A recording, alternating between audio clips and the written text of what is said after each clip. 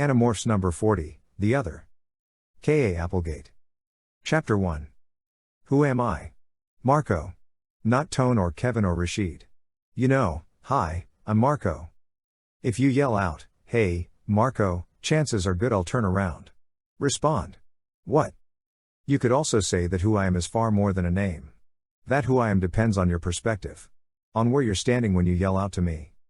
Like, if you're standing out in the everyday world, in Red Lobster on all-you-can-eat shrimp night, on a downtown street corner, or in the mall, you'll see that I'm slightly less than tall, brown-haired kid. Come a little close, like into my home, and you'll see that I'm also a son. A friend. And, on a very rare day, a decent dog sitter. If, however, you're standing in a very particular, very up-close and personal spot, like inside my head, you'll see that I am, in addition, a few other, less ordinary things. Defender of Earth, civilization's last chance for survival. Stuff like that. Generally speaking, I make it a policy not to let people stand in that very up-close and personal spot. Superheroes tend to rack up a lot of dead friends and seriously damaged sidekicks. That is one reason it's not a good idea for you to know much more about me than my first name. The other reason for anonymity is a good thing, the Yeerks. The Yeerks. If it weren't for Elfhanger, an Andalite war prince, I wouldn't even know about the Yeerks, aliens from a far distant planet.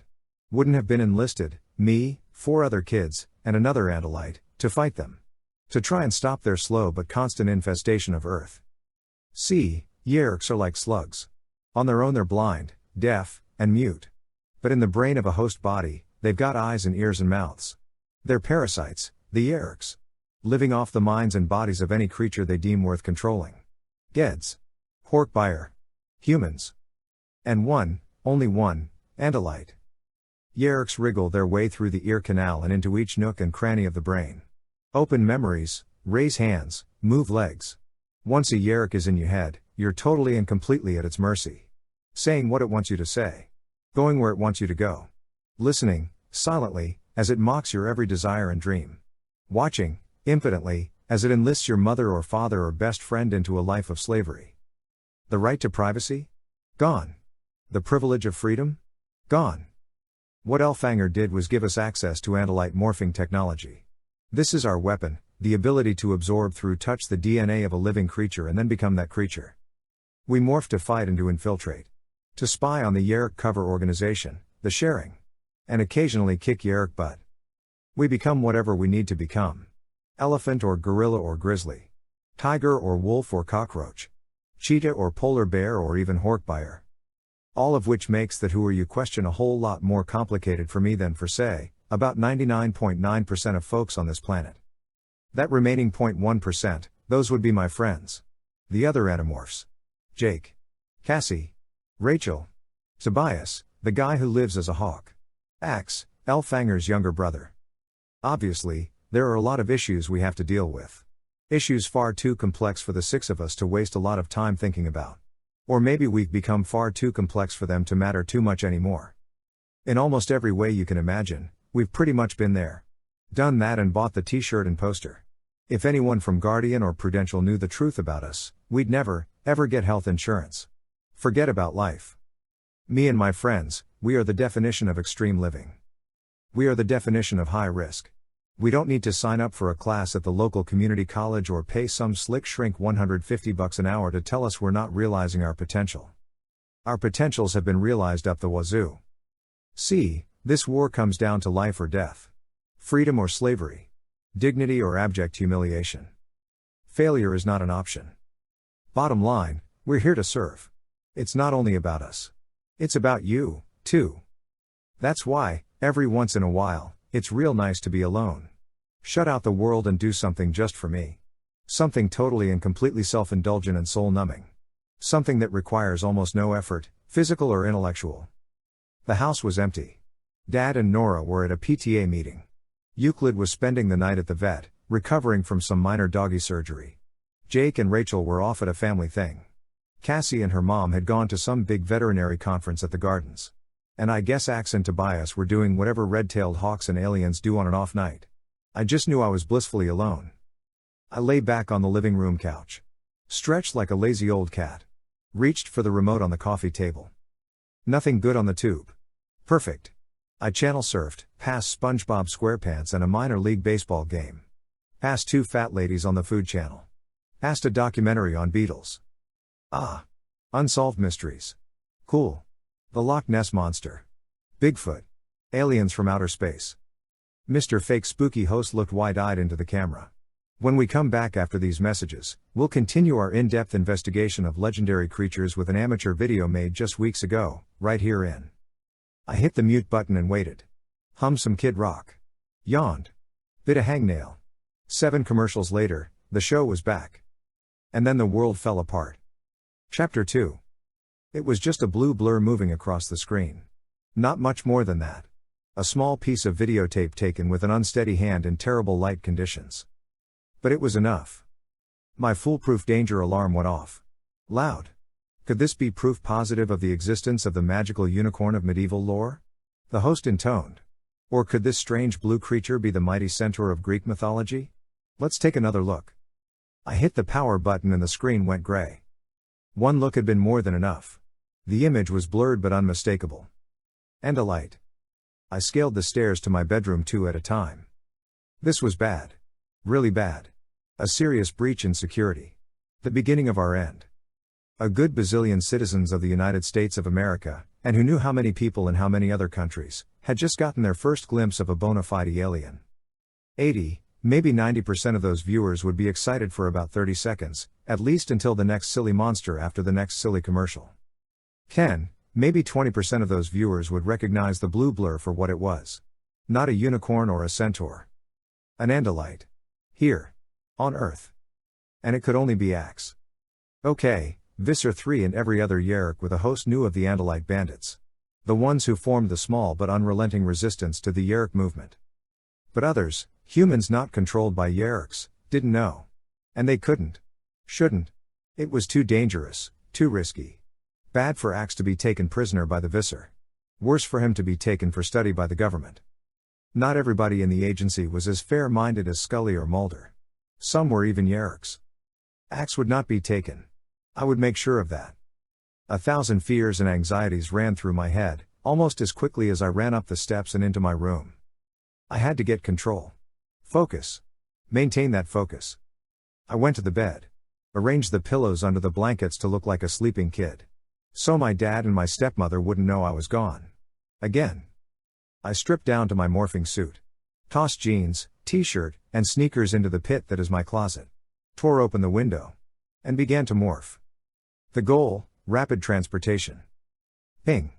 Ping. I winced. The beginning of talons, where my toes had been only a few seconds ago. I watched as the rest of my feet and ankles withered, shrunk, and suddenly became the bird's incredibly strong, gripping feet.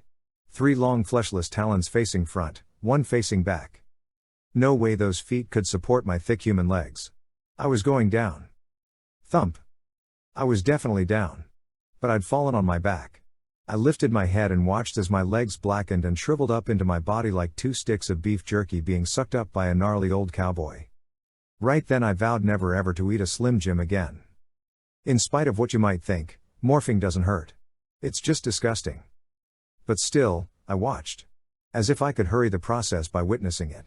Fingers, curling into my palm. Canned human flesh lightening to gray and then disappearing under a flat, 3-dimensional tattoo of feathers. Then arms sprouting feathers in a fury. At the same time, arm bones shrinking, hollowing, reshaping. Becoming wings. My mouth and nose melded together, hardened to form a curved and deadly beak. Internal organs? I felt approximately 25 feet of human intestines smoosh and squish down to a bird's tiny digestive tract. My slow and steady human heart surge into the manic, pulsing heart of the bird of prey. No longer human. No longer tall enough to see the unopened notebooks scattered over the desk.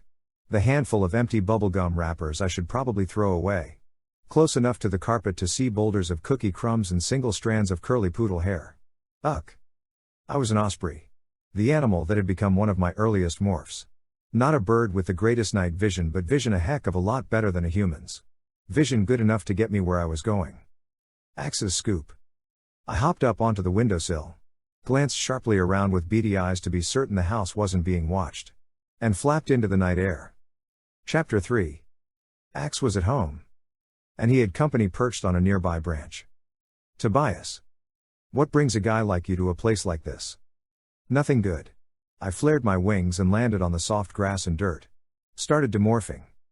When is it ever good when one of us just shows up, all unexpected? He added.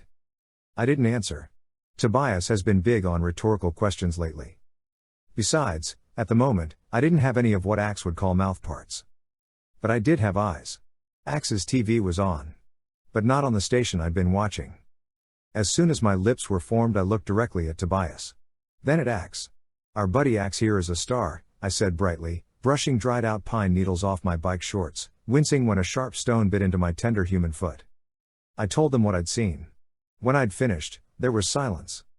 It was Tobias who spoke first. Well, Axe? His thought-speak was hoarse. Almost anxious. Else it possible? Axe hesitated. Turned his main stalk eyes to look behind him, toward the deeper woods. Anything is possible, he said. That was not what I wanted to hear. I guess we need to get a copy of that episode, Tobias said. Do you think? Really? I said, rolling my eyes. Okay. Listen. We don't have time to wait around for the rerun or to send a check to the station in order to buy a copy. We just can't risk waiting. That's true, Axe said as he stepped to his television setup. But we don't have to wait. Did I miss something? 'Cause I'm definitely not understanding you. Axe tapes everything, Tobias explained. On every channel. He's set up a CD-ROM thing to the VCR, or something like that. Anyway, it works. Marco, I believe this is what you were looking for. Axe stepped back from his small pile of equipment. With a remote, he fast-forwarded through the 30-minute show until he reached the segment. All 20 seconds of it. Axe froze the final frame. More silence. This time, I broke it. Is it you, Axe? Axe briefly focused all four eyes on the screen before sweeping those on stalks around the perimeter of the scoop. Wary now. I cannot tell from that angle. Play it back in slow motion, Tobias suggested. Frame by frame. Axe did. To me it still didn't make any difference. It could have been Axe. It could have been any Andalite. But the only other Andalite we knew of on Earth was Visser Three. No way would he ever be careless enough to allow himself to be caught on film. Besides, he was never without a phalanx of bodyguards. Unless he wanted to be seen by thousands of couch potatoes. But why? Axeman. Is there any way to fine-tune the image? I asked. No. I cannot clear the resolution on a non-original piece of film or video. Tobias swooped off his perch and landed, gracefully, a few feet from the television screen. You don't have to, he said. It's not Axe. So it's the Visser, I said. Well, that's a little beyond weird. No. Not the Visser. Tobias turned his incredibly intense hawk eyes on us. Kids, I think we've just discovered another Andalite. Axe pulled his shoulders back. Ellicit. It's not Estrid. Sorry, Axe. Not Arbot, either. Alrighty then. Who? This guy's new. And he's got one real obvious distinguishing feature. He's got only half a tail. A Vekal. There was disbelief in Axe's voice. Something else, too. More than his normal, well, arrogant tone. It sounded like disgust. Excuse me? I asked. He is disabled. A cripple, Axe answered coldly. And his presence here will obviously be a problem. Yeah, I agreed, looking back to the hazy image on the screen. The Yeerks get a hold of him, they've got another morphing Andalite on the team. Not good. No. The Yeerks would have no use for his body. He is completely useless as a host. Axe waved his frail hand in a dismissing motion. Without a tail blade he cannot fight. And it is obvious this Vekal is incapable of morphing or he would have restored his tail from his own healthy DNA. So, Axe, how do you really feel about this guy? Let me take a wild guess. It sounded nasty. I meant it too. Marco, Tobias said. Seems to me this, guy, could be useful to the Yeerks in another way. He's got to have information the Visser wants. Which means wherever he is, we get to him first. Unless we're too late. Which I'm not even going to think about. Right, Tobias agreed. Best case scenario, he becomes an ally. Axe made a sound that was way close to a snort. A Vekal as an ally? Marco, was that meant to be humorous? Because it was not. I grinned. Folded my arms across my chest. No, Axe. It wasn't meant to be humorous. What's with you? What's your problem with this guy? Tobias interrupted, let's get going. We're going to need to talk to Jake and the others. We can deal with this stuff later. I took a deep breath. Gave my hair a good yank, straight up. Spoke. Yeah. It's time to find us an Andalite. Oh, I said, looking blandly at Axe. Let's not forget one other possibility here. In spite of the famous throughout the galaxy Andalite honor, this guy could, as we know, quite possibly be a traitor. The whole videotape thing might be a trap for us unsuspecting, big-hearted humans, who respond to creatures less fortunate than us with empathy and kindness. That is true, Axe said, while staring back at me with his main eyes. It might very well be a trap. Chapter 4. Tobias led us to the clearing that he was pretty sure was the same place the Andalite had been caught on tape.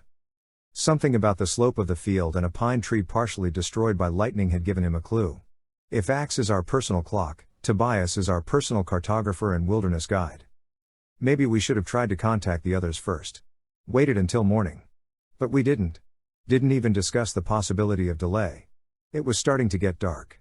So, I went owl for some serious night vision capability and we were off on what was intended to be a simple reconnaissance mission. We circled above the clearing, Tobias, the most experienced flyer, swooping as close to the ground as he dared. Alert to every movement.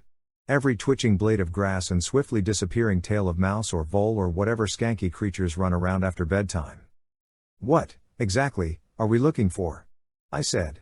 The world was lit up before me, amazingly clear. But I didn't see anything that shouted danger.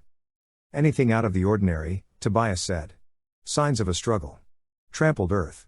Dried blood maybe. But there was nothing. If anyone, man or beast, had made tracks there in the last few days, they'd since been swallowed by the ground, which was still damp from the previous night's heavy rain. No evidence of foul play. After almost 20 minutes of futile searching, I suggested we head home. Get some sleep. Get in touch with Jake and the others. We should demorph, Axe suggested. We have been in morph for almost 90 minutes. I'm not big into taking unnecessary risks. The idea of morphing in such a dark and lonely place. Especially without having the others around to watch our backs. Nope. The thought did not thrill me. I was even less thrilled by the idea of getting stuck with a flea and tick problem for the rest of my days. So while Tobias kept aerial guard, I landed on the ground, close to the west rim of twisted pines, and quickly began to demorph. Axe, on the other hand, was still descending, several yards away. We thought it safer to stagger our morphing. Schloop. Schloop. Okay. No wings. But no arms yet, either. Great. Sploot. Sploot. Shriveled arms. Little stubs of fingers at the tip. Slowly filling out. With my still owl eyes I saw Axe beginning to demorph. Decided I'd rather not watch. Flipped my eyes to the right. Saw a furry old possum. And Marco. Axe. Tobias called frantically. Get out of there, now. Too late. I was 3/4 human.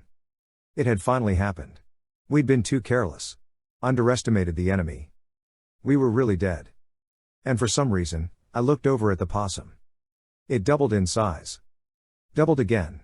Again. Its gray fur began to turn blue, almost like the color was being poured down each strand from a zillion small vials. Or like one of those goofy pens that change color when you tilt it back and forth. It didn't take a rocket scientist to realize this was no ordinary possum. It was an Andalite. It was not Visser Three. And it was not the one we'd seen on television, either. This Andalite had a monstrous tail, long and thick. And at its end, a blade that, to my terrified eyes, looked a lot like that scythe thing the Grim Reaper carries. I was barely finished demorphing when the Andalite started to walk toward Axe. His tail sliced the night air menacingly, blade glinting in the light of the almost full moon. Each hubcap-sized hoof clomping the dewy ground, sending little clods of soil flying. Field mice scurrying. This was no Vekal. This guy was massive. Bigger than any Andalite I'd ever seen. Bigger than Axe's brother, War Prince Elfanger Serenial Shamchal. Bigger than Alotha Tamil Gahar. Bigger even than Alarin Semeter Karas, host body to Visser Three. Shoulders like a fullback. A chest that was cut like a competition-level bodybuilder. Arms that, except for the blue fur, could pass for those of a middleweight champion. Even the usually small and delicate many-fingered Andalite hands were broad and toughened. Like those of a carpenter or construction worker. Most disconcerting, from the almost human waist to the rounded, Deer or horse-like haunches, the guy looked like a Clydesdale. A really big one. No way was Axe, a kid, an heiress, a match for this guy. Axe is good, a seasoned fighter, but you would have to have been downright dopey not to see that this guy could kick Axe's butt with one casual twitch. I'm not a betting kind of guy, but if I were, I'd have laid my money on Mr. Macho for a first-round slice up. But the Andalite didn't strike Axe. Or me. He stood there, not 5 yards away. He was ignoring me, but he was staring at Axe, who was now also back in his natural form, tail blade cocked. The big Andalite seemed to be waiting for something. For Axe to strike first? Okay, guys, this is bad, Tobias said privately, so the Andalite couldn't hear. But I don't think he's seen me. I'm gonna try to catch him off guard. Before he makes a move. Nervous and unable to answer Tobias, I shot a glance at Axe. He stood perfectly still, mimicking the ready stance of his opponent. Waiting for a first move. Tobias, he said, his thoughts speak calm and low. I do not think. Too late. Seer. Tobias swooped down from the night sky. In the white light of the moon, talons suddenly extended for attack, he looked like a hellish feathered demon. See ear. The Andalite flinched. Took a slight, faltering step backward. Twitched his stalk eyes upward and kept his main eyes on Axe. Yes. Tobias was going to do it, hurt or distract him enough to allow us the advantage. Thwop. With blinding speed and accuracy, the Andalite's massive tail cut Tobias out of the sky. And then there was a sickening thud as Tobias hit the ground. Tobias. Chapter 5. I started running toward Tobias's lifeless body. But a warning glance from Axe held me in my place. What was I going to do? Maybe, at least, retrieve Tobias before his body could be sledgehammered by those monstrous hooves. I could morph, I thought wildly. I could. Do not do anything, Marco. Do not say anything. Now Axe was a mind reader? Forget it. I'd go gorilla. Clop clop clop clop. The Andalite galloped at Axe. Clop clop clop clop. Axe galloped at the Andalite. Axe lunged. Thwap. Swiped at his opponent's throat. And missed. Now the big Andalite had full advantage. Before Axe could set up another shot. Thwap.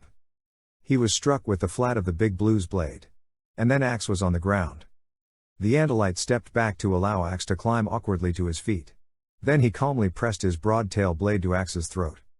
Visser Three, the warrior said, his thoughts speak thick with contempt. At last we meet. I was unaware of the fact that you were such a puny, worthless adversary. He tossed one eye stalk in the direction of Tobias, still motionless on the dew-soaked ground. It is no wonder you send your minions to do the work of a true warrior. I am not Visser Three, Axe replied, with an admirable amount of dignity, considering the huge tail blade pressed to his throat. I am Aximili Escaruth Icehill. Half a second passed. The Andalite appeared to be processing that bit of information. Grappling with it. Younger brother of Prince Elfanger Serenial Shamshel? He said finally. Doubtingly. The same.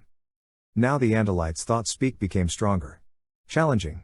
You were on the Great Dome ship. In its last, fateful battle. You survived the crash? What was this? I felt like a wallflower at some bizarre Andalite Academy reunion. And while they chatted, Tobias. Yes, Axe said. Although I begged to be allowed to fight, I was sent to wait out the battle in the dome. Until quite recently, I was under the impression I was the only one who had survived. Perhaps I have been mistaken. I witnessed the video of the Vekal. The Vekal. The roar of the Andalite's angry thought speak was deafening. It actually made my head hurt. I watched helplessly as he pushed his tail blade even deeper into the skin of Axe's neck, drawing a small trickle of blood. His name is Myrtle Isker Elmond, the Andalite went on, in a slightly more normal tone. And you will do well to remember that, Arist. Axe is no fool. When he spoke, he kept the tone of his thought speak neutral. I have heard of this Myrtle Isker Elmond. The fighter pilot. I have heard of the many honors he received while participating in various battles. And whom do I have the honor of meeting now? This was insane. Axe definitely had a career as an actor alongside Gwyneth Paltrow in Shakespeare in Love. Or maybe as a diplomat. I was so freaked out that I was about to wet my pants, and Axe was acting like a hero in a witty drawing room comedy or something. Talk about grace under fire.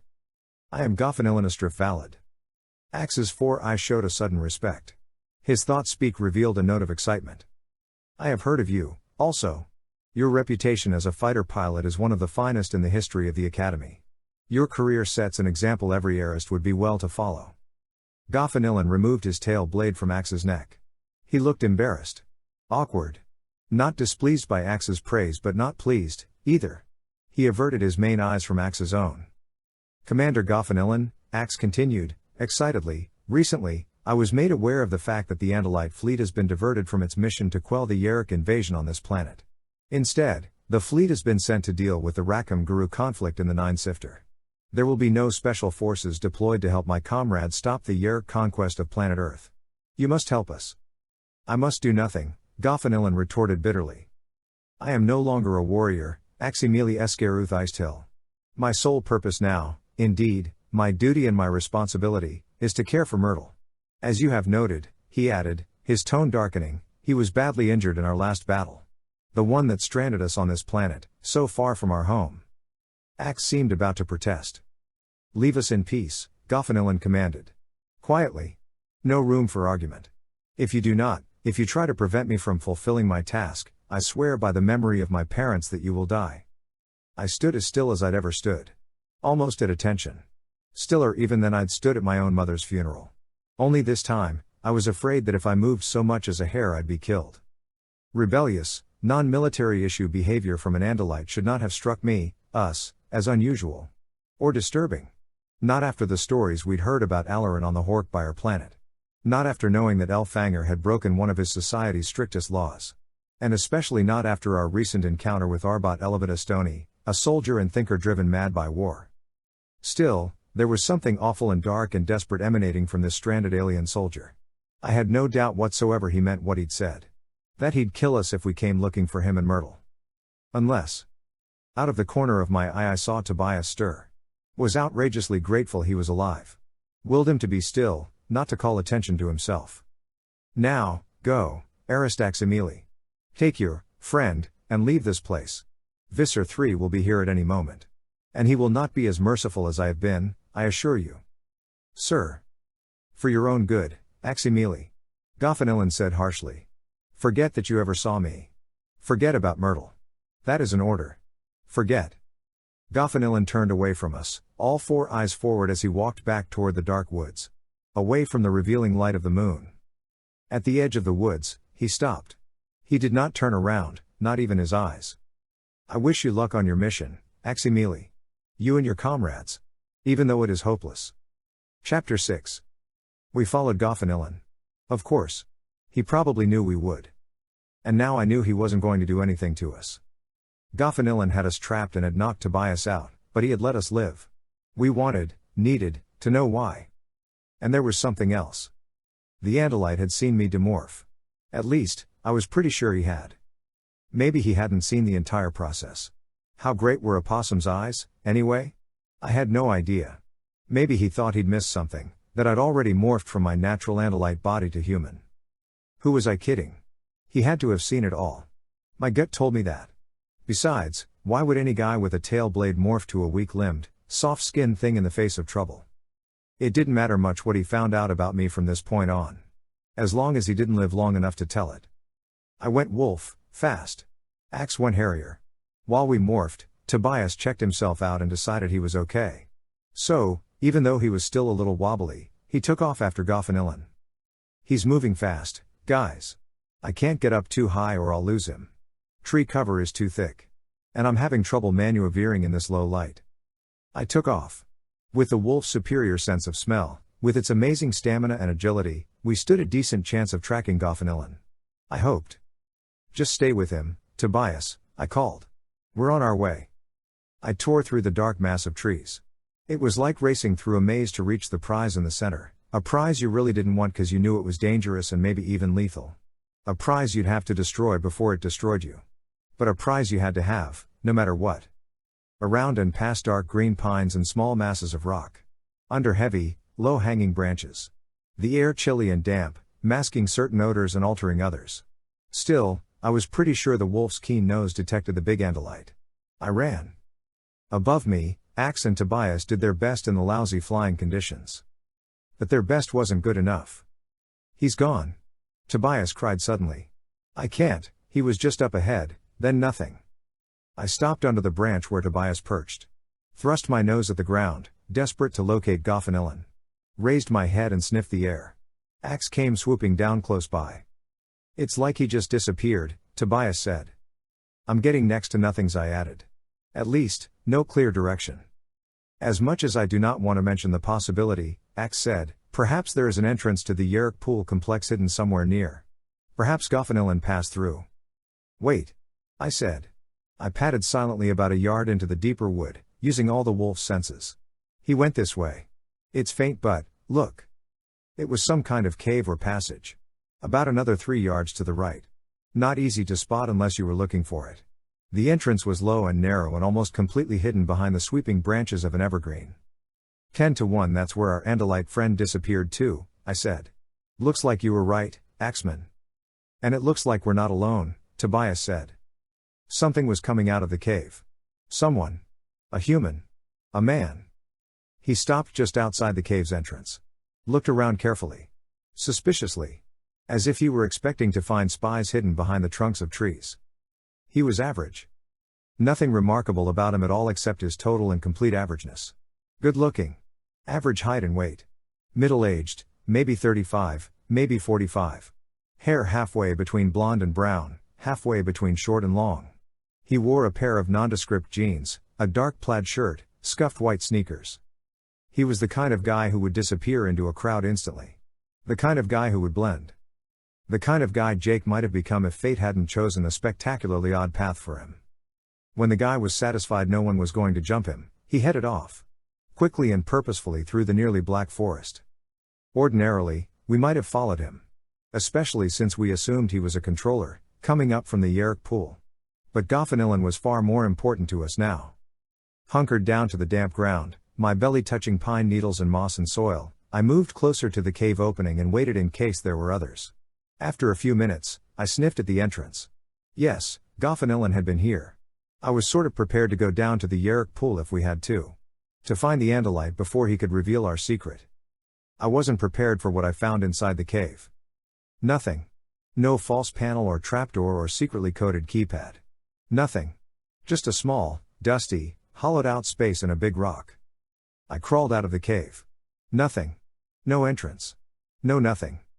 Axe, perched on one of the sturdy branches that protected the entrance to the cave, said, very clever. Obviously where Goffinillan hid his human clothing. For his human morph. Of course. Second stupid mistake of the night. I've got him, Tobias called suddenly, from somewhere up above. I ran. At the edge of the woods, I demorphed and then went owl. We followed Goffinillan to a neighborhood near the university. An average neighborhood. We watched him walk up the driveway to the front door of an average-looking house. A small ranch, like every other house on the block. The name H. McClellan in gold letters on the standard-issue black mailbox.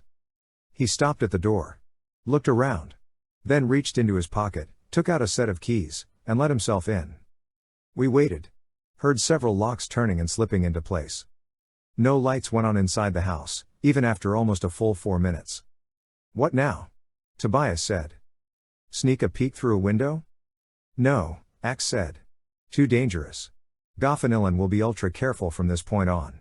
His guard will be up. Okay, guys, I said. I'm pretty sure it's time we took this to our fearless leader.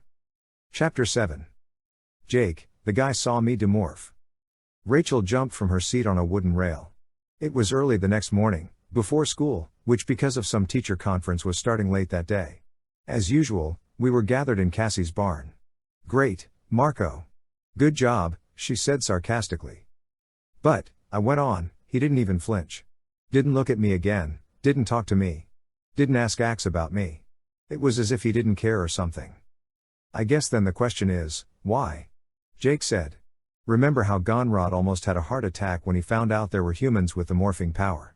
This guy's got to care. Maybe there's something bigger on his mind right now. Something else going on. Oh, yeah. Has to be. Like I said before, the guy didn't ask questions, I said. It didn't make any sense. He didn't ask how Axe knew what was going on with the Rackham Guru conflict. Didn't ask about me. Didn't ask how many comrades Axe had. Who we were. Come on. No one's that disinterested. That's selective attention. That's calculation.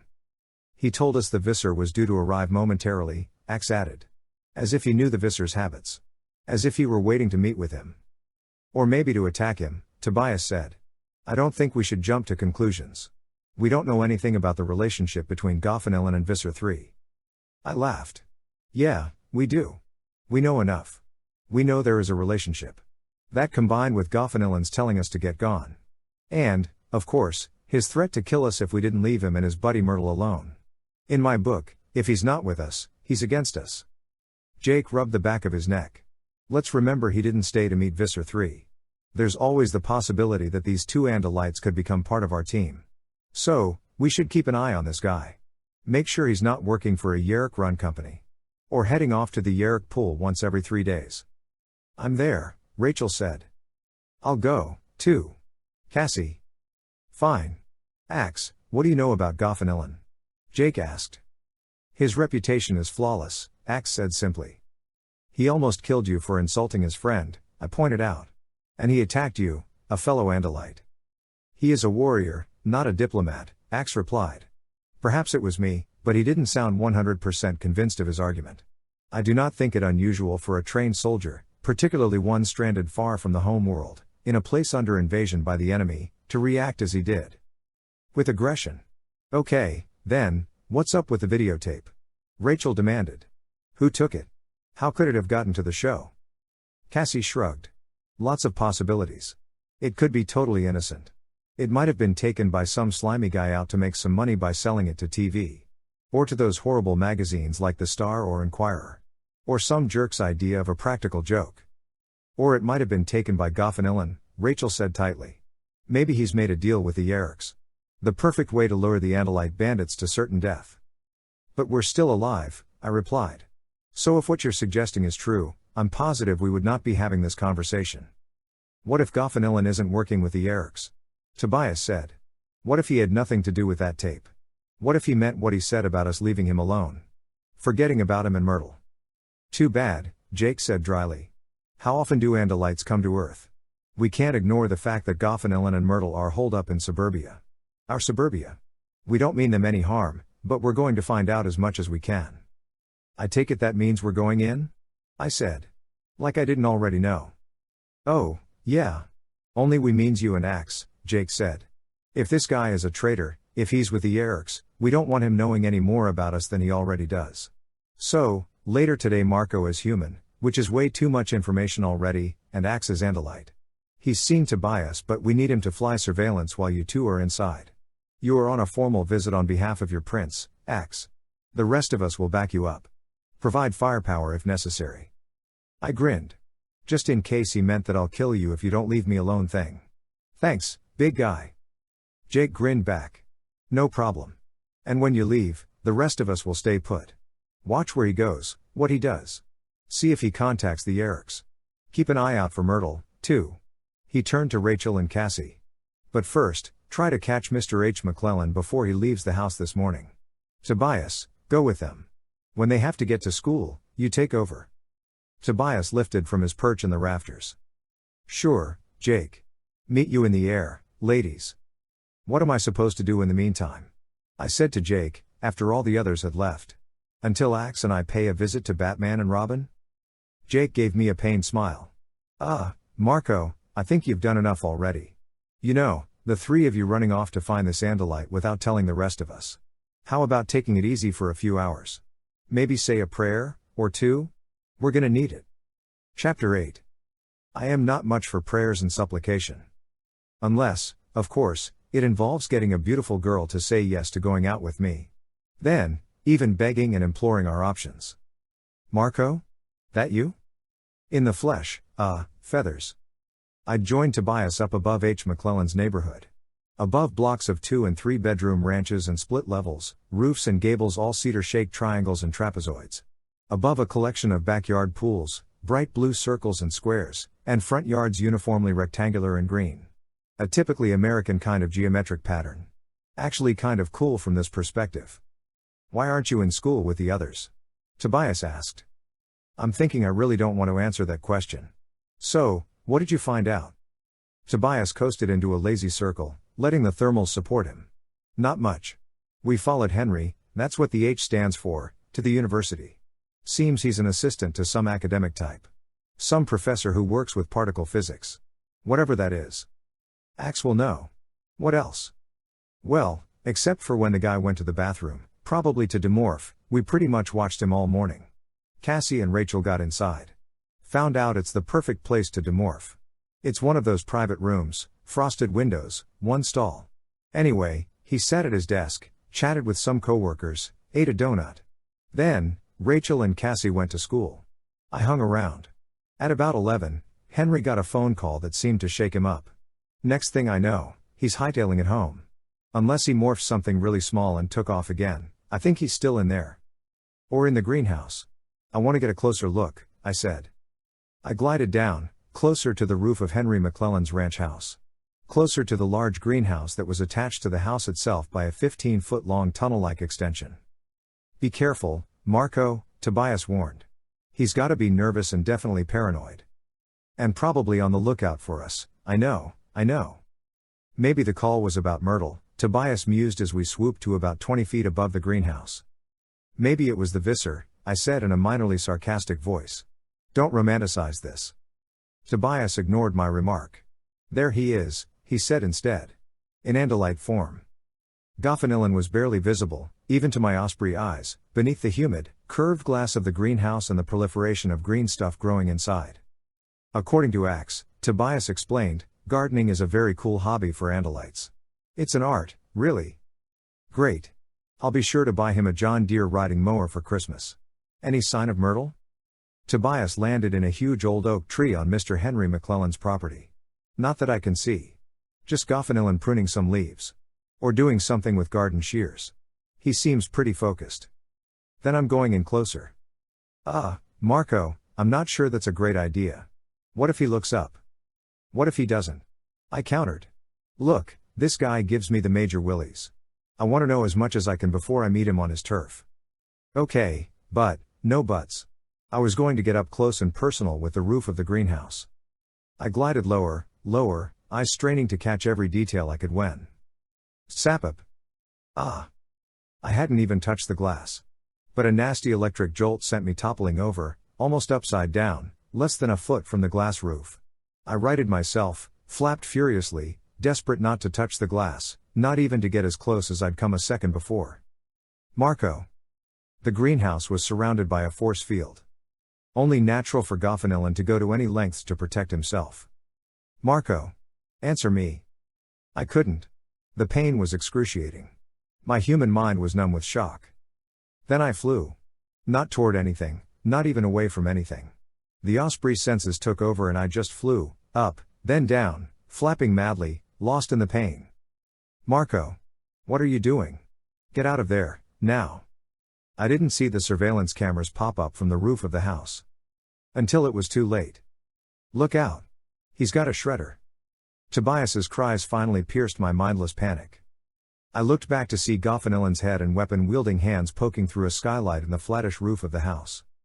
He held a shredder aimed right at me. Surrender. He bellowed in my head. I didn't answer. Hoping that maybe, just maybe, if I kept quiet, he would think I was only some dumb bird. Not for the first time, I underestimated him. Siwu.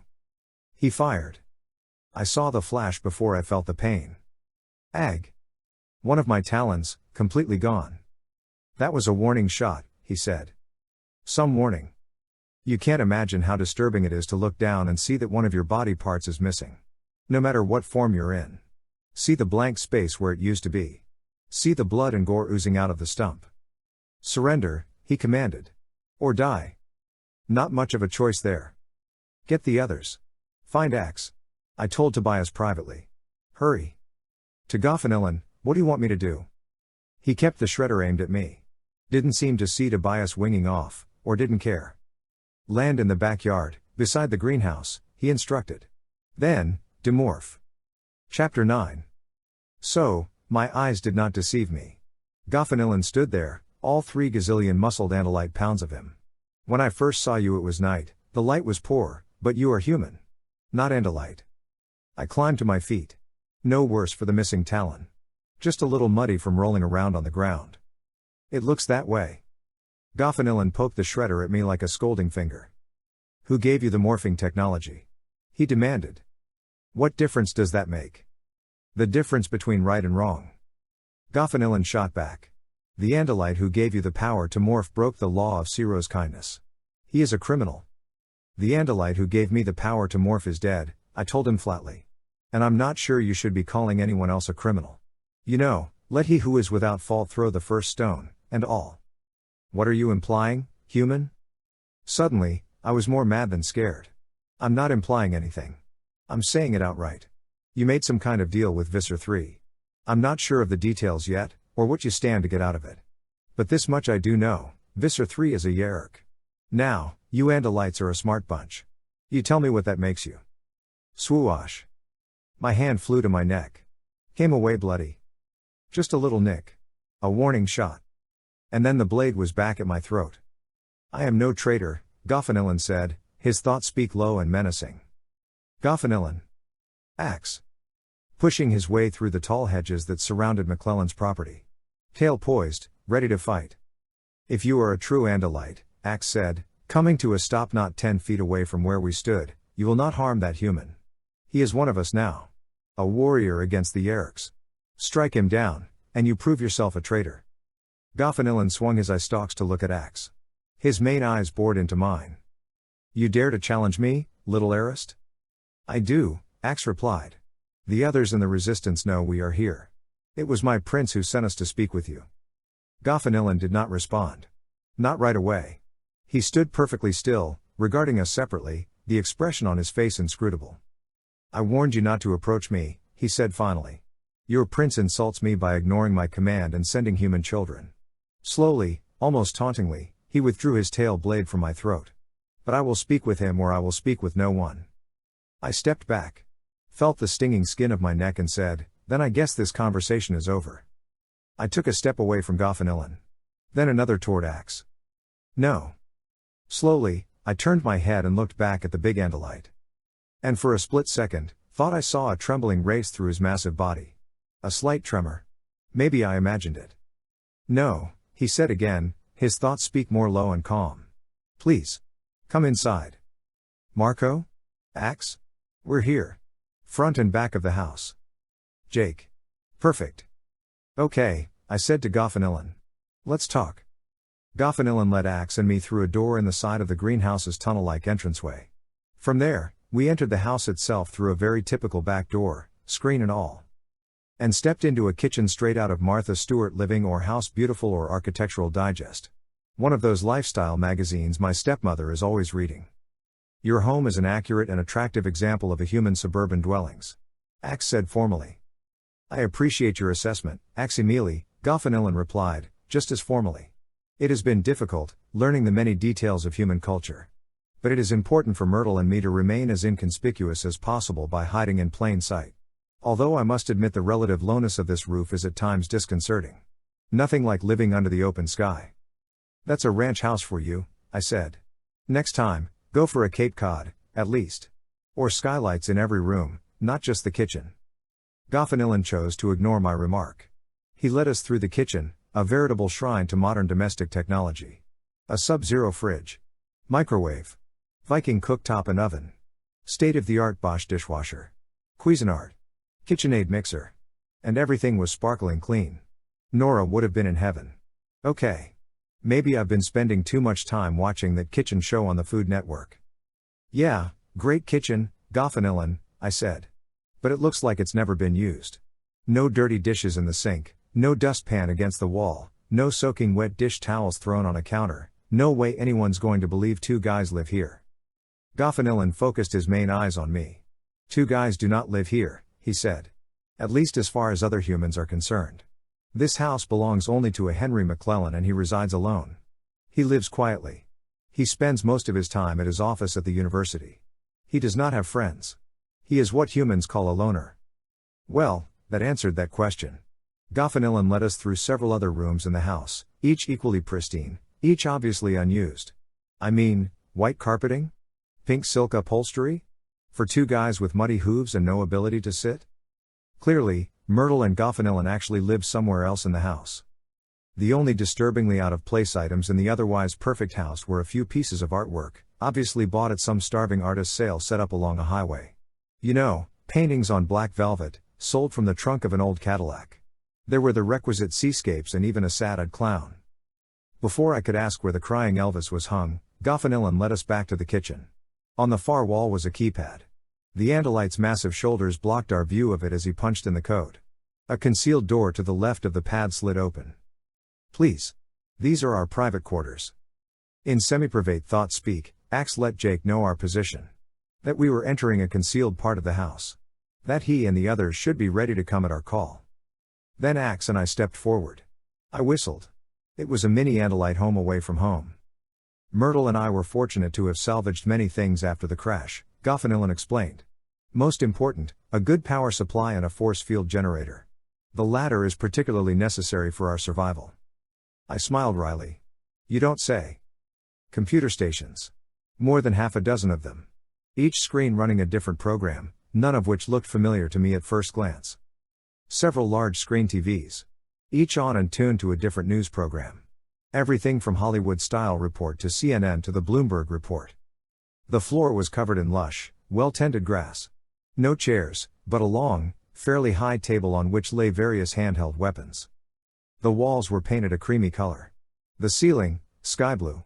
There seemed to be no other rooms beyond or off this large one. There might have been, of course. There might have been another secret sliding panel. There probably was. Because we did not see Myrtle. Chapter 10. War Prince Goffinillan, I would like to understand why you seem to have no interest in joining our fight against Yeerk domination. And things had been going so well. But instead of watching Axe's head roll across the grassy floor, I watched the expression in Goffinillan's face mutate from fury to despair to a typical Andalite inscrutability. All in the space of a few seconds. Very well, young Aximili, he said, slouching slightly into a more relaxed, less angry pose. Perhaps you will find my story an unlikely one, but it is true. And it is mine. As I have told you, he went on, at one time, not so long ago, I was engaged in the war against the Yeerks. Assigned to the Dome Ship's forces, as was your esteemed brother, Elfanger. Yes. Myrtle and I were fighter pilots. We came up through the academy together and each earned a reputation for excellence and bravery. However, no one is immune to the vagaries of war. During the battle with the Blade ship, the battle that destroyed the Dome ship, my fighter was hit and the main engine was destroyed. Almost immediately I lost control and slammed into Myrtle's already damaged fighter. Our wings somehow locked and, as one, the ship spiraled to the ground. I was sure we would both be killed. He paused, then after a few tense moments, he continued. Instead, we became two more living casualties of war. For some reason, we both survived. Spent several excruciating months hiding in the woods, dodging prying eyes, until I was able to acquire a human morph and venture into the world. You see, I only sustained minor injuries. A few burns, easily healed broken ribs. Myrtle, however, was more seriously hurt. In time, he recovered from his other injuries. But his tail, it was severed. And because of his inability to utilize the morphing technology, there was nothing that could be done. He will never be restored to his normal self. And now, I am no longer a warrior in the service of the Andalite world. I am Myrtle's protector and friend. After all, he added, his thoughts speak dark, if I had been able to maintain control of my plane, Myrtle might not have suffered as he has. Terrible, Axe said. There was a trace of sympathy in his thought speak. Just a trace. Myrtle was deprived a hero's death and forced to live out the rest of his days as a Vekal. I am happy Myrtle is alive, Goffinillan countered. I believed him. So, where is he? I asked. I'd like to meet him. Impossible. Axe. No. Goffinillan. Okay. So, can I ask why? It is unthinkable to intrude upon the isolation of a Vekal, Axe explained. His isolation is the only dignity he has. Well, it's not like I'm going to point and laugh or anything, I said. I can't even say hey to the guy? No answer, from either Andalite. Maybe I should have kept my mouth shut. Probably. But there are some topics I just can't let alone. I faked a laugh. You Andalites need some serious attitude adjustment when it comes to the differently abled. We have our ways, Axe said simply. Aximili. Goffinillan said heartily. Changing the subject. Will you honor me by sharing some Il Sipar root? Here's the thing. When Axe is in human morph he can't get enough of cinnamon buns. I mean, it's frightening. Well, I saw that same crazed look flit across his normally expressionless Andalite face. The look that says, "Give it to me now or I will be forced to hurt you." "Thank you," he said carefully. "I have not had Ilsipar root since leaving the homeworld." Goffinillan clomped through the back door and led us into the main section of the greenhouse. "You are an expert gardener, Goffinillan," Axe said. "I have been studying the art of botanical cultivation since my youth. It has been a challenge, but a rewarding one, to learn about the care and nurturing of earth plants. I know next to nothing about green things, but even I could see this Andalite had a green thumb. As it were. At least 10 varieties of flowers, in pots and in orderly beds on the ground. 2 kinds of roses, purple peonies, orange daylilies. Goffinillan had been nice enough to provide clearly labeled signs for the ignorant. Bushes and shrubs, leaves glossy green, some flowering. Several slim potted trees. Even a small section of Japanese rock garden, complete with neatly raked gravel. I have grown the Ilsipar from seeds from my home world garden, Goffinillan explained. In his oddly huge hand, he held 5 or 6 stalks of what looked a lot like scallions. Except pinkish. It is a hardy plant and grows well here. I watched, almost fascinated, as both Andalites placed several stalks of the root on the ground and then proceeded to eat them in the normal Andalite fashion. Crushing the plant beneath their hooves and absorbing its nutrients. Then the almost fascination ended. It seemed the Andalites had forgotten I was there. So I took a closer look at some of the more exotic-looking stuff Goffinillan was cultivating. Strolled down one narrow aisle and up the next, each littered with bags of potting soil, trowels, watering cans, and cacti in flattish bowls. Bzzzzz. What the? I smacked the air with my hand. Stupid bee. Bzzzzz. Another one. Smack. But I was wasting my time. The bees weren't interested in me. They were interested in the sweet and colorful flowers that filled the greenhouse. Of course. Goffinillan relied on the bees to help fertilize his plants. Quickly, I checked to see if Axe and his host were still absorbed in the Ilsipar ritual. They were. Then checked out the greenhouse for a hive. None. Checked my brain to see if I know anything about honeybees. Like, do they sting? Nothing there. But I was going to acquire a honeybee regardless. If the bees were coming from and returning to a hive somewhere outside the greenhouse, without getting zapped by the force field, that meant they knew a safe way in and out. Just what I needed. I stood still. Hoped I smelled my sweetest. And bzzzzz. Got it.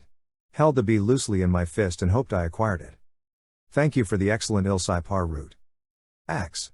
Still clutching the bee, I peeked around a potted plant to see the 2 Andalites had finished their snack.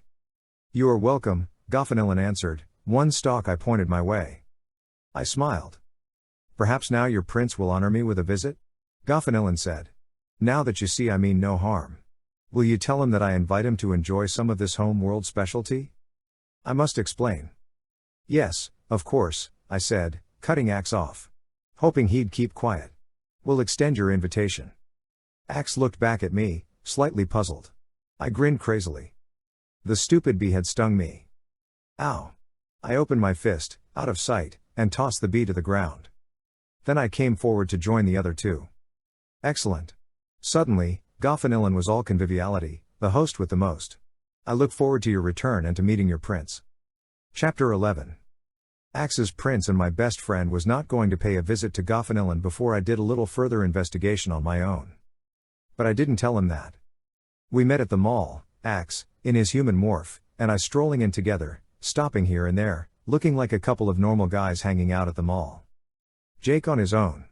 Browsing through the Nike store, pretending to still be interested in something as harmless and normal as sports. Tobias with Rachel. She, carrying a bag from Express and one from BB. He, looking slightly awkward and out of place. Finally, Cassie. In a pair of jeans that actually fit. Accidentally on purpose, we hooked up. Axe wanted to buy a box of cinnamon buns. Jake thought a Pepsi sounded good. What do you know? We gathered at an empty table and while Axe stuffed his face and I pretended to flip through a comic book I pulled out of my back pocket, we told the others what had gone down.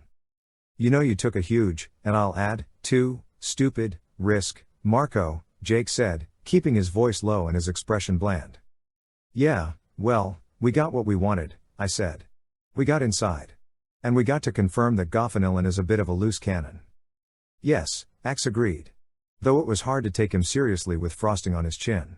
His mood does not seem perfectly stable. Bull. But he is a fine gardener. And he has created an impressive human cover. Yeah, down to the patterned paper towels, I muttered, tossing the comic book on the table. The place is too perfect. Rachel leaned into the conversation. Sounds like he's overcompensating. Trying too hard. It's understandable. He's got to be scared. Of who? Tobias asked. Us or the Yeerks? Jake slurped down the rest of his soda. He wants to meet Axe's prince. I say we pay him a visit. Not a good idea, man. Look, I'm getting a very bad feeling about this guy. This situation. Food court. Axe wanted to buy a box of cinnamon buns. Jake thought a Pepsi sounded good. What do you know? We gathered at an empty table, and while Axe stuffed his face and I pretended to flip through a comic book I pulled out of my back pocket, we told the others what had gone down. You know, you took a huge, and I'll add, too, stupid, risk, Marco, Jake said, keeping his voice low and his expression bland. Yeah, well, we got what we wanted, I said. We got inside. And we got to confirm that Goffinillan is a bit of a loose cannon. Yes, Axe agreed. Though it was hard to take him seriously with frosting on his chin. His mood does not seem perfectly stable. Bull. But he is a fine gardener. And he has created an impressive human cover. Yeah, down to the patterned paper towels, I muttered, tossing the comic book on the table. The place is too perfect. Rachel leaned into the conversation. Sounds like he's overcompensating. Trying too hard. It's understandable. He's got to be scared. Of who? Tobias asked. Us or the Yeerks? Jake slurped down the rest of his soda. He's CO. I'm not reading clear motives. I say we wait before sending you in. Jake shrugged. For what? For the Visser to grab him? For Goffinillan to tell the Visser there's at least one human Andalite bandit? It's risky, Cassie added. Marco's right. We take precautions, per usual. I go in with cover. Jake stood. Gotta get home. My mom's cooking one of my favorites tonight for dinner. If I'm late, she'll wonder. I'll walk out with you, Cassie said. Let's plan on my meeting Goffinillan as soon as possible, Jake said. Maybe tomorrow night. I'm out of here, too. Tobias stood and twitched his arms. This place weirds me out. Axeman? You coming? Axe patted his stomach. Yes, Tobias. I believe I am full for the moment. He stood and gathered up the shredded remains of the Cinnabon box. It was me and Rachel, alone. I puffed out my chest and smiled. Any particular reason you wanted to be alone with me, Rachel? Yeah. So I could watch you act stupid. The usual. She leaned back in her seat. I mean it, Marco. I'm not in the mood. I put my hands up, conceding defeat. Okay. So. A lot of times you're a major cynical freak, you know? I barked a laugh. Thanks. I guess.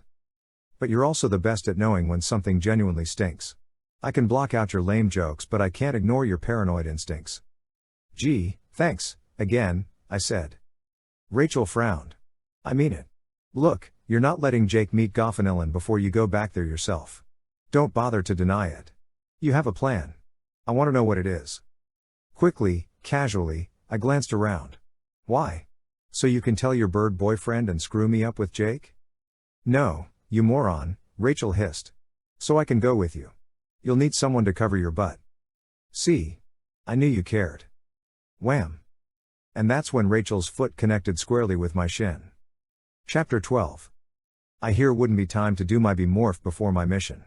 So I spent a few minutes on the internet, hoping to discover some pertinent facts about the bee's capabilities and weaknesses. Something that might help me know what to expect when the honeybee brain kicked in. And I learned something that scared the tar out of me, that honeybees, like ants, are social insects. Just not to the same extent as ants. But they function as part of a greater whole. Not individuals. Machine-like in their dedication to the survival of the colony. Devoted 150% to the hive. Now you know where the saying busy as a bee came from. This did not make me happy. Being an ant had been one of the most frightening experiences of my otherwise already bizarre life. I'd lost myself, going ant. So had Jake and the others. There had been no sense of self. Of individuality. Most people can't even imagine what losing that part of you feels like. It's 100 times more intense than your worst nightmare. I took a deep breath. I would have to avoid the actual hive if at all possible. I looked at my watch. Time flies when you're scared peeless. We met way too early in the morning. Rachel used her bald eagle morph and I went osprey. And we flew to Henry McClellan's house. Now what? She asked. Land and survey. We did. Before a full 3 minutes had passed, we spotted a honeybee. And it was headed toward the greenhouse. Perfect. Maybe I wouldn't need to find the colony after all. What is it doing? Rachel said. I don't know. Just pay attention. Which wasn't very easy. The bee zipped along erratically. Up, then down. To the right, then down again. Left. Up. Slanting on a diagonal. Reversing direction, backtracking. Then, in a final show of acrobatic skill, slipping effortlessly through a tiny hole in a panel of glass. Okay, Marco, Rachel said. There's your way in. Cripes. I'll never make it through that nuclear obstacle course without getting fried. Not unless you follow another bee, Rachel pointed out. I mean, really tailgate. Which means we need the hive. She was right. Adopting the buddy system with a honeybee was my safest, not to mention only, chance of getting inside. We found the hive carefully hidden in a small cluster of trees at the far end of Henry McClellan's backyard. Where'd Goffinillan get the money for this place? I grumbled. The yard's got to be, like, 3 acres. Lotto? Rachel landed on a branch of the live oak next to the partially rotted out old tree that housed the resident honeybee community. I'll cover you while you demorph. After you morph, I'll keep an eye on you as you get closer to the house. Anything goes wrong in there, Marco, you'd better call me, she warned. No being a hero. No danger of that, I muttered. I landed at the foot of Rachel's tree. Quickly demorphed and scurried over to stand just below the hive. Cut down on post-morph travel. None of us enjoy morphing anything really small. Particularly insects. Particularly ants, which are so not human. Honeybees are a lot cuter than ants. All fuzzy and stuff. Maybe this means they are less driven and simple-minded and violent. Right? Now or never. I crouched to minimize the insane fall that would come as I shrank down to the size of a gummy bear. And I held the image of the honeybee in my mind. Morphing is not logical or orderly. It does not proceed in a preordained pattern. It is not predictable. This time, the first bit of me to go was the part of my torso that became the bee's thorax. Marco to about midway down my chest. Bee thorax. Marco below. Ugh. Have I mentioned that the honeybee has an exoskeleton? Which precludes the need for an internal skeleton. So I'm pretty sure I was mostly ribless and partially spineless at the moment. That is so nauseating, Rachel remarked helpfully. I chose not to respond. Chitin. That's what the exoskeleton is made of, a hard substance that protects the internal organs and also keeps them from drying out. Flip. Flip. 2 sets of flat, thin wings sprang from the bee's thorax. Membranes, really, lined with veins, the set in front, larger. Together, using a propeller-like twisting motion, the 2 sets allowed the honeybee to fly. Poof poof poof. Hundreds, thousands of little hairs sprouted from all over my body. Okay, that's a lot better, Rachel noted. Also on the thorax, 3 pairs of segmented legs. When the morph was complete I would be able to walk and even use the frontmost legs to clean my antennae. Next to show up were the antennae. Segmented and coated with tiny hairs. Super important sensory organs. Sensitive to touch and odor. Attached directly to the brain. Cool. I could move the antennae because each was set in a socket on my head. Huh? Okay, human head was rapidly becoming the kind of triangular head of the bee. My human mouth, suddenly sealed. My chin, splitting down the cleft. Schloop. And shooting out of that vertical mouth, a proboscis. A long and hairy tongue that would allow the bee to drink liquids. Mandibles, a pair on either side of my head. Kind of like pliers. Useful for eating pollen and manipulating wax and snatching enemies. Okay, gross. I was blind, my human eyes gone. Then, pop. Pop. Pop. Pop. Vision. Thousands of teeny lenses showing me thousands of pieces of the world. All combining to make one huge faceted mosaic or grid-like picture. The bee couldn't distinguish color as well as a human. That red birdhouse I'd spotted before morphing, not red to the bee. But boy, could I see movement. Forms were not as clear or obvious as was the fluttering of flowers on their stems or the flitting of a butterfly from leaf to leaf. Pop. Pop. Pop. 3 more eyes, small, shot out above my compound eyes. They couldn't really distinguish anything, not movement or form. But the eyes did seem to detect light. And here came the abdomen. Oh, lucky me. I was a female. How did I know this? Because my abdomen was slimmer than the rounder abdomen of the male drone, for one. But mostly because I had a stinger. It was about 1/8 of an inch long and at the end of my abdomen. Kind of worked like a hypodermic needle. Except the tip was barbed so that it would stick into the skin of the honeybee's victim, and it shot poison, not some vitamin formula. Nice to have a weapon. But don't use it, Marco, the human brain in me reminded. If I stung an enemy, part of the stinger would remain in the enemy after I'd broken free. And I would die. Just like the bee I'd acquired. The bee who'd stung me. But as the morph came to completion, I wasn't thinking about cause and effect, sting and die. Thinking about cause and effect, that was a human brain thing to do. And right then, I was all honeybee. All armored flying insect with a vital mission, to work and work and work for the hive. For the queen. The hive. I had to get to the hive. Chapter 13. I shot up from the ground. Marco. Get a grip. A harsh sound. Meaningless to the bee. You're not supposed to go in the hive. I landed on the lip of the hollowed section of the dead tree. Was met by a guard bee, another worker, like myself. I did not smell like the enemy. So round and round in circles, first this way, then that, the other bee twirled on its 3 sets of legs. Flicking its wings, my comrade told me the location of a new source of food for the hive. All for the hive. I would go and gather. Marco. What are you doing? What, man? My brain finally shook itself back into place. What was I doing? I left my hive mate and lifted off. Zoomed out and over to Rachel, still perched in the next tree in eagle morph. What's wrong with you? She snapped. It's a stupid honeybee. Sorry. But I'm not sure I'd call the bee stupid. You need individuality and sentience to be stupid, don't you? As compared to smart or silly or whatever? I guess, Rachel conceded. Anyway, it's not nearly as bad as being an ant. You know how ants are just programmed parts of a whole? It's kind of like that, only not so aggressive. It's sort of like I'm part of a big farm family. All for one and one for all while we bring in the crop and feed the next generation and pay homage to the queen. That's what communism is all about, I mused. I mean, Castro's like a king when you think about it. Yeah, well, Comrade Marco, just be sure you maintain control, okay? Yeah. Look, there's a couple of bees flying out of the hive. Might as well follow them and hope for the best. I'm on you. I zipped off after the 2 bees. One zoomed off the property, the other seemed headed for the greenhouse. So far, on a fairly straight path. Zzzzzzzzzzz. Not another bee.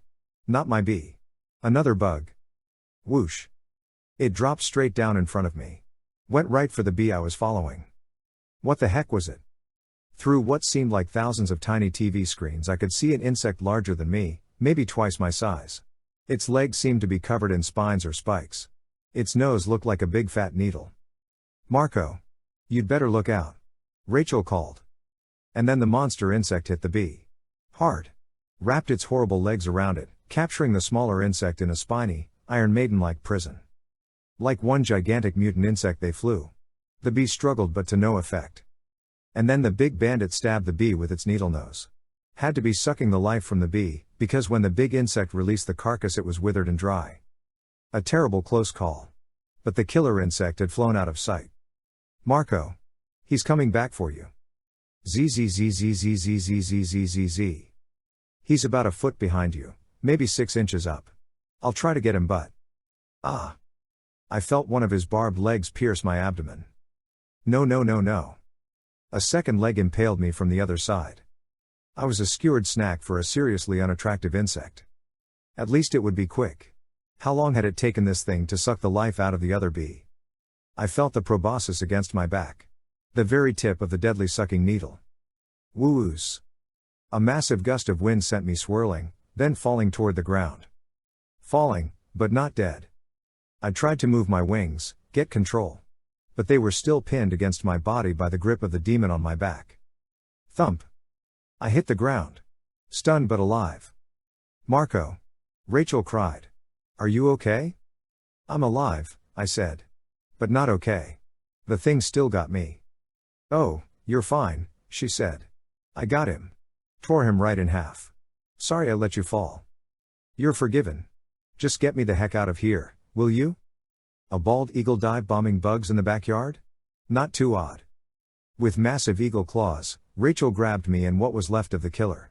We flew into the dense trees back by the hive where, one at a time, we demorphed and remorphed. Got ready to try this insane thing again. This time, Rachel was on the lookout for winged hijackers. After about 10 minutes, another few bees headed off toward Goffinilan's greenhouse. I followed. I see the force field, I called out. Be careful, Marco. Let me tell you, I more than realized I could definitely be fried in the force field, but it was a spectacular thing to actually see. A color I'd never seen as a human. Unbelievable. Indescribable. Something I later learned was called bee purple. It's the color between yellow and ultraviolet on the spectrum. Too intense for the human eye to see. Too bad. Because it was intense. And running right through it, easily marked, was a curving tunnel. Actually quite wide for a bee. And the tunnel led ultimately to a small hole in a glass panel of the greenhouse's back wall. Cake. A piece of cake. I'm almost in, I called to Rachel. Marco? Heads up. Goffinilan just came into the greenhouse. Too late. Had to take the chance. I slipped in behind another honeybee. Frighteningly close to Goffinilan, who was peering intently at one of his plant labels, holding it close to his two main eyes. Suddenly, he swiveled his eye stalks toward us. Noted our appearance. And swiveled them back to his own business. I'm okay so far, I said. Heading into the house. I'd noted on my first visit that Goffinilan hadn't closed the back door of the house, the one that connected the kitchen to the greenhouse. Had counted on his not doing so again. Luck was with me. So far, anyway. I zipped through the open door. Flew through every room in the house. The immaculately kept living room. Unused dining room. Pristine kitchen. And I used the honeybee's eyes and antennae to try to pick up more information. I smelled the flowers, plants, and potting soil from the greenhouse. The chocolate and raisins of the cookies Goffinilan had stacked inside several glass mason jars.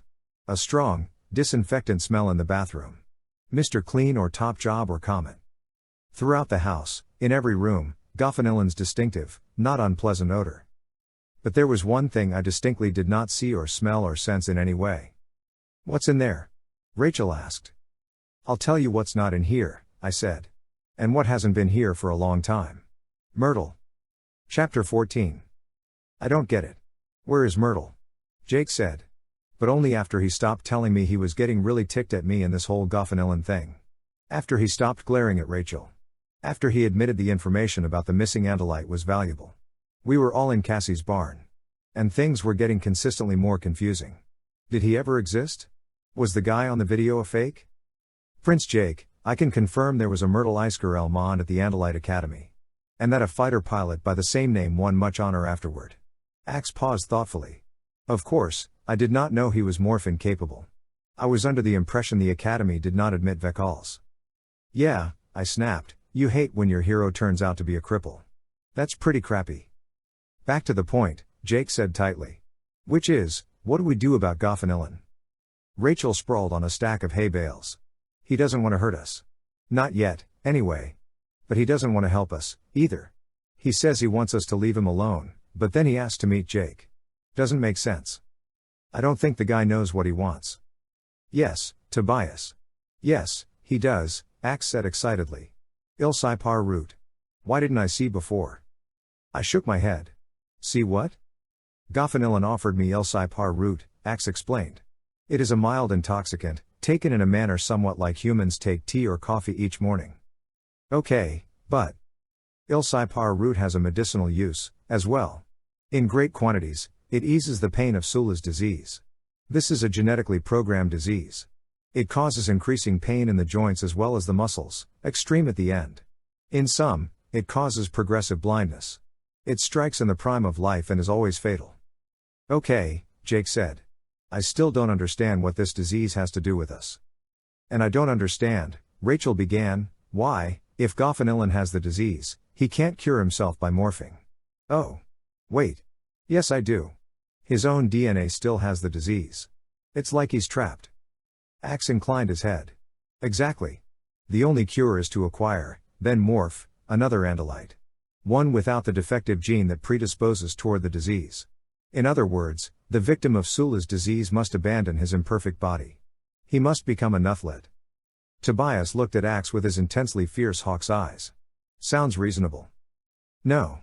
In Andalite society, choosing to become a Nuthlet in such a situation or for such a purpose is considered an act of cowardice. Morally wrong. Despicable. If Goffinillan is sick, why haven't we seen signs of his being in pain? And if acquiring another Andalite is what Goffinillan intends, Cassie mused, why wouldn't he just have acquired Axe? Axe had an answer for that, too. Goffinillan is an adult with an impressive warrior's physique.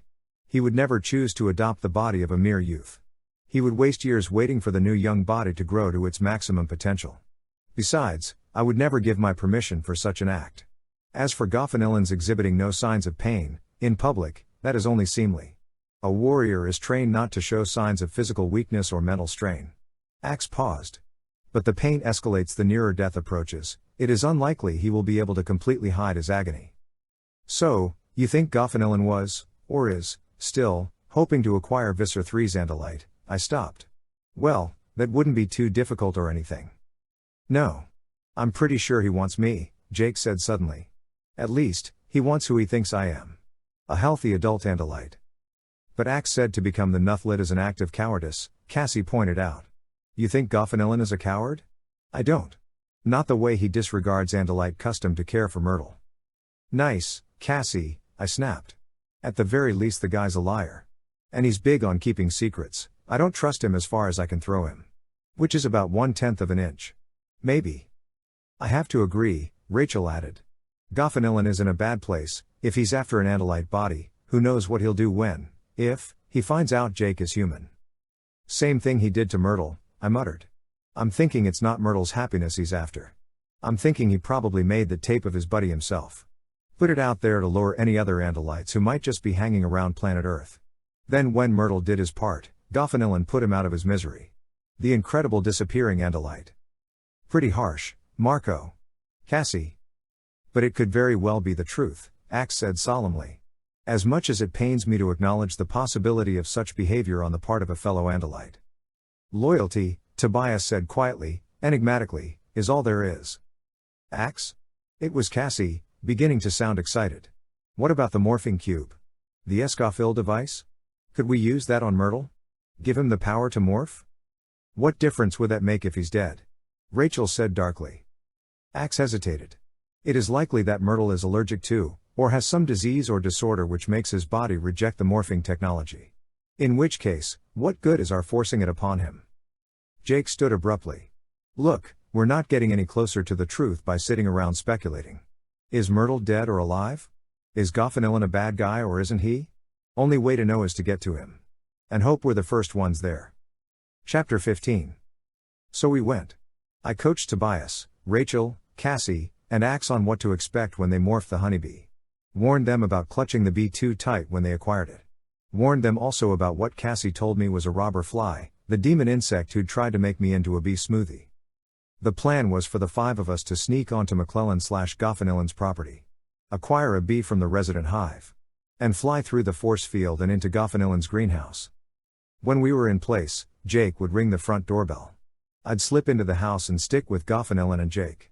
The others would hang back until, if, we got in trouble and needed major backup. And trouble could come from Goffinillan or the Yeerks. First, we had to make certain the house wasn't being watched before Jake went up the driveway. That meant concentrated surveillance. Beyond getting Jake inside to talk to the big Andalite, our plan was vague. Mostly contingent on Goffinillan's actions. When we were in morph, and safely in the greenhouse, I gave Jake the okay. A moment later, he rang the front doorbell. Wish us luck, kids, I said.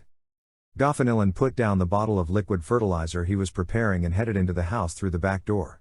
I followed him. Close but not close enough to arouse suspicion and be swatted to death. Once in the living room, Goffinillan morphed to Henry McClellan. Then walked to the front door. Opened it as far as the chain lock would allow. Yes? He said, keeping his body almost entirely behind the door, allowing only part of his face to show.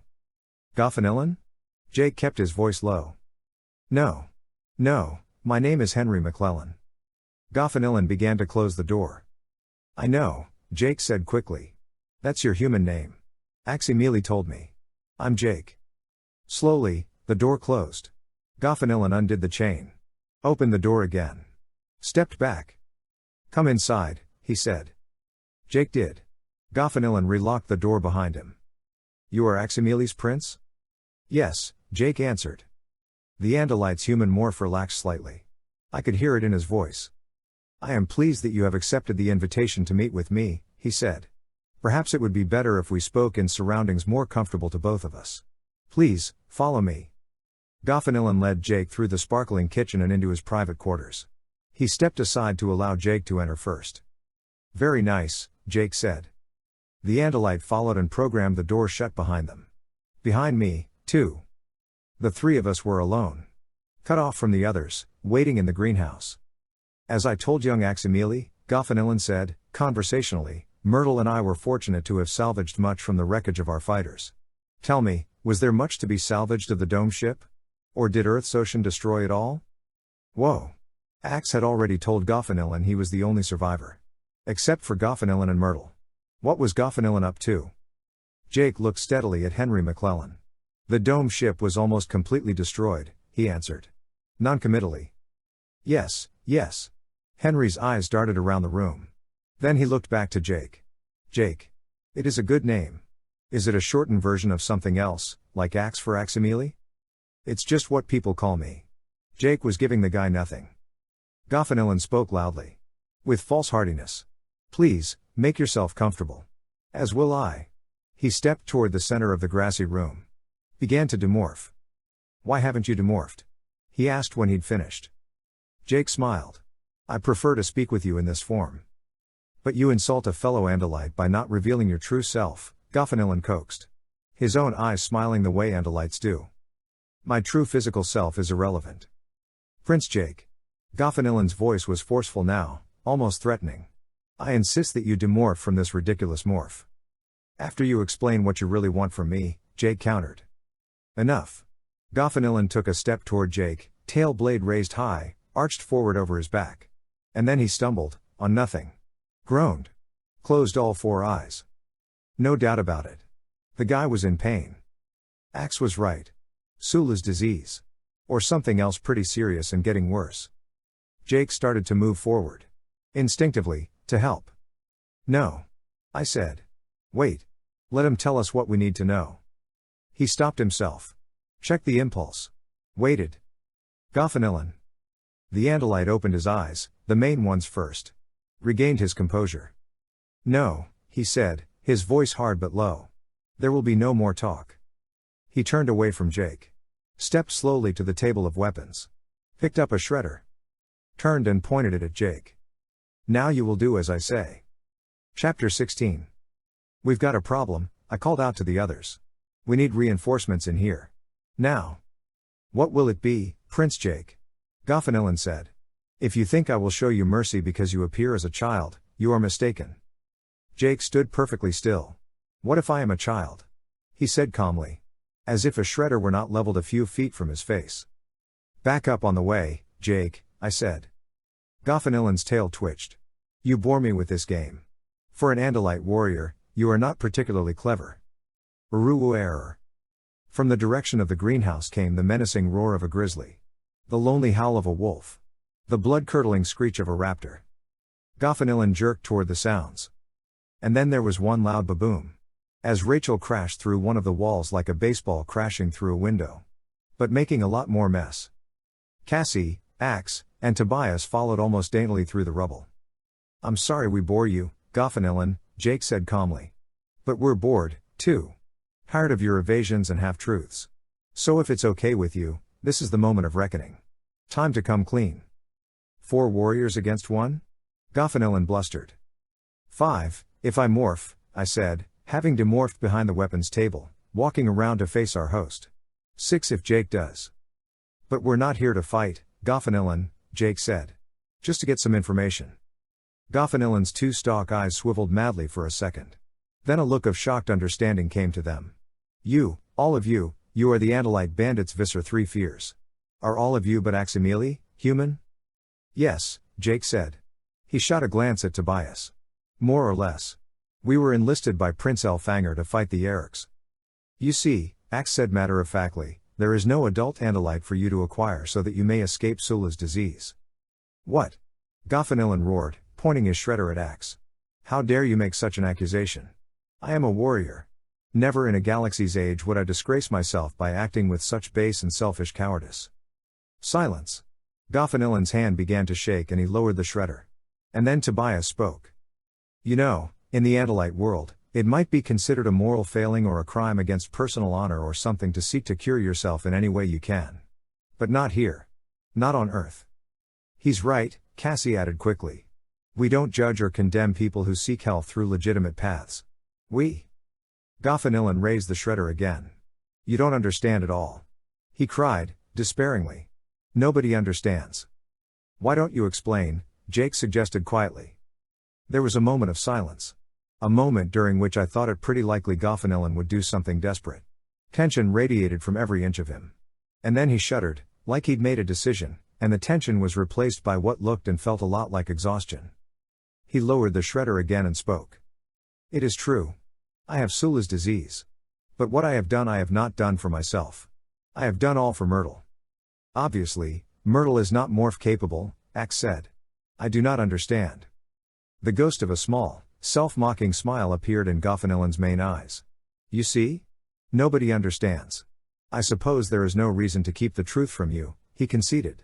Some human, some meddlesome, possibly innocent human stumbled upon Myrtle feeding. Visser Three saw the tape, whether on television or in some other way, I do not know. But it was enough. Myrtle was seized by the Yeerks. Only then did the Visser discover that Myrtle was a Vekal. Goffinillan's voice tightened. Of course, the Yeerks have no use for a mere cripple. Especially one who is not morph capable. Blackmail? I guessed. Yes. The Visser used Myrtle to find me and I offered to exchange myself for Myrtle. After all, it was my fault that he was seen by a human. I should have protected him more carefully. But Myrtle anticipated my action. In an effort to save my life he informed the Visser of my medical condition. Goffinillan laughed roughly. The Visser has no more use for an Andalite with a several-month life expectancy than he does for a Vekal. I suppose you could be grateful for that, Cassie commented. Goffinillan turned an eye stalk in her direction. We all want to be wanted, he remarked quietly. The Visser still wants something from you, Jake said. Oh, yes. Visser Three is quite clever. And quite cruel. He has offered me a trade. If I bring him a healthy, morph-capable Andalite, he will release Myrtle to me. And you trust him? Rachel spat. What choice do I have? Trust and act, or do nothing and wait for news of Myrtle's murder. When I unexpectedly encountered young Aximili, I did not hesitate to bait my trap. Axe interrupted. You are willing to betray one of your own people to the Yeerks in exchange for your friend's life? For the life of a mere Vekal? For me, Goffinillan stated, it is not about action traitorous to my world. For me, it is personal. It is about friendship. Chapter 17. Let's do it. Let's rescue Myrtle and kick some Yeerk butt. Big guess who said that. We all demorphed and Jake introduced us to Goffinillan. He explained Tobias and strongly suggested to Goffinillan, with a swift glance at all of us, that we join forces to recover Myrtle. There is no need for you to further involve yourselves in this situation, Goffinillan replied, almost harshly. Myrtle is my responsibility. I shook my head. I wasn't totally buying Goffinillan's story, not without proof, but I knew that his going in alone was ridiculous. And potentially dangerous for us. My vote? Don't let this guy out of our sight. What are you going to do all by yourself? I said. Against Visser Three and masses of Hork-Buyer shock troops? No offense, Goffinillan, Jake added. But you're in no shape to act alone. The odds are against you even without your being sick. Besides, Cassie said gently, you and Myrtle are here on Earth because you were fighting to protect us. The human race. Consider it a favor if we help you rescue Myrtle. Good karmic payback. Tobias remained silent. Not unusual. He's unpredictably moody lately. But I was sure he was with the program. Axe, too, declined to help convince Goffinillan to accept our assistance. I was pretty sure he was not with the program. But, Goffinillan hesitated. I cannot allow children to fight my battle. It would be unconscionable. Rachel rolled her eyes. No disrespect, Goffinillan, Jake said, but we're going with you. Actually, you're going with us. So now, you play by our rules or you sit this one out. If Goffinilan was stunned or offended by Jake's speech, he didn't show it. Exhaustion, depression, whatever it was, made him accept the situation with little or no resistance. Myrtle is moved throughout the day and night, he said after a moment. As far as I can tell, he is never in the same place for more than an hour, and has never been in the same place twice. Why not just keep him in the Yeerk pool complex? Rachel asked. Plenty of empty cages, torture equipment, stuff like that. I imagine the Visser is afraid of attack, Goffinilan answered. I imagine he does not trust me to complete our bargain. I imagine he half expects me to join up with the guerrilla forces that plague his efforts. Which, it seems, I have just done. So, Myrtle's in some sort of transport vehicle, Cassie said. A truck, a horse trailer, something. How do we find it? Aerial surveillance. Axe interrupted, we cannot risk our lives for a Vekal. Okay, Axeman, I said, my voice a little less than steady. I've been cutting you slack on this handicap thing because you're part of the team. But when you talk like that, like this guy is some sort of dirty, worthless thing, I have to say you're just not one of us. I do not and have never pretended to be human. Axe stated. Rachel snorted. You're so full of it, Marco. I seem to recall you're calling that Hewlett Aldershot guy who was in a coma a vegetable. No, wait, a carrot, to be exact. Not the same thing, I shot back. That was black comedy. Gallows humor. Not an open or implied insult. Actions do speak louder than words, Cassie said quietly. Thank you. I might not always say the right thing, but most times I do the right thing. Or try to, at least. My intentions, I added, smirking, are good. This is not about Marco, Tobias said. This is about Myrtle. Myrtle is Goffinilan's Shorm, Axe. Can't you understand? Whether Axe understands or not, Jake interrupted, we're doing this. Is that understood? Good. Goffinilan, you've been in contact with Myrtle? During our verbal skirmish, Goffinilan had remained silent. Maybe he was tired of having to defend his position. Myrtle and I have been the closest of friends since our childhood, he said finally. Unless we are on different planets, we can hear each other's thoughts speak. Not perfectly. Often exact words are not clear. But the sound of Myrtle's voice is always with me. It helps me to know he is alive. So, what? Rachel said. Bird morphs, cover every inch of the town until we get close enough to Myrtle for Goffinilan to hear specifics? Hope Myrtle has been able, at least, to get a glimpse out a window or something. Chapter 18. I understand ruthless. I understand, maybe more than any of the others, what it means to be unsentimental. Cold, even. To see the end in the beginning and the beginning in the end. I'm not denying that Jake, for example, doesn't make his share of tough decisions. That almost every day he isn't forced to choose between two seemingly impossible, equally degrading choices. That he doesn't feel the agony of those crisis moments. That too often he looks about 50. All I'm saying is that I understand, immediately and on some instinctual level, the state of ruthlessness you have to reach, almost, to live in, to be able to make those impossible choices. To see the right way to the right end. To accept being perceived as cruel and heartless. To live with the fact that people are afraid of getting too close to someone like me, like maybe it'll rub off, my ability to do what needs to be done. In spite of my incredible sense of humor, I am not always fun to be around. And there are a lot of reasons why. What would you be like if you had to decide whether to save what was left of your mother's life? Or let Visser 1, the Yeerk, live? Calculated risk. I still don't know the results of that particularly agonizing decision, but I'd been able to do it. Been able to make the decision. So, on some level, I knew what Goffinilan was all about. How he'd made the impossible decision to do whatever it took to save his friend's life. Even if that meant sacrificing his own. Even if that meant handing over another Andalite, one of his own people, to the Yeerks. It was a pretty ruthless thing to do. And I was pretty sure he would do it again if he had to. I respected him for that. Jake. I spoke privately. You'd better be aware we are in serious doo-doo if this guy decides to trade loyalties. Marco. We're doing this. Fine. I'm here. But let's be clear. What Goffinilan was saying is that he was ready to betray us. What's changed? Okay, he can't fulfill his part of the bargain with the Visser. Can't deliver an adult Andalite. But maybe he can cut a new deal, if things start going bad. Hand over the human Andalite bandits in exchange for Myrtle. He said he'd work with us, not against us, Jake said, tiredly. You believe that? I'll believe the opposite. That way we have all bases covered. Fine. Let's get this over with. Goffinillan was in an owl morph he'd picked up a while back. I was an owl. Cassie was osprey. Jake, peregrine falcon. Rachel, bald eagle and axe northern harrier. Tobias, of course, was himself. For the past half hour we'd been flying north of town in a widespread group, hoping to find a trace of Myrtle. So far, radio silence. Myrtle says he is in some sort of graveyard. Goffinillan's thought speak was sudden and excited. Impossible. Rachel. There are no graveyards out this way. That I know of, anyway. Warehouses, yes.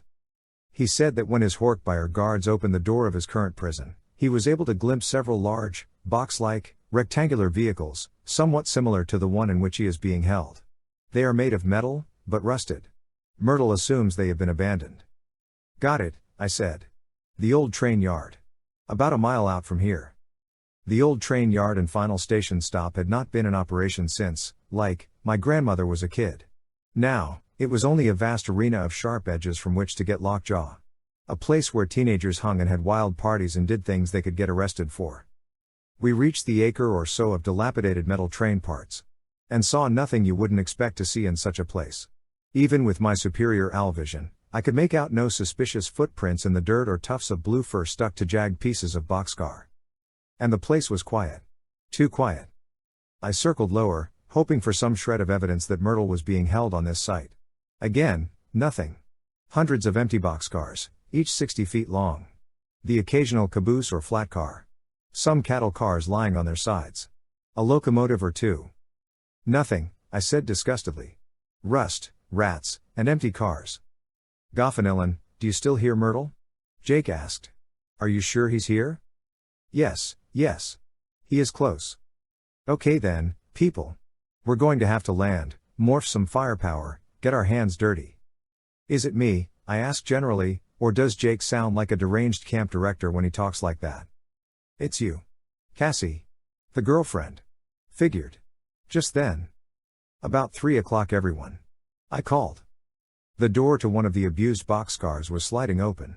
And the boxcar was disgorging about a dozen Horkbuyer. Another car. And another dozen Horkbuyer. Oh, yeah. There was definitely something there. Chapter 19. Night was falling fast. Maybe the mass of clustered, hulking railroad cars added to the sense of gloom that seemed to be descending over the old yard and station. The place had the eerie feel of all abandoned scenes of once frenzied human activity. In a sense, Myrtle was right when he called it a graveyard.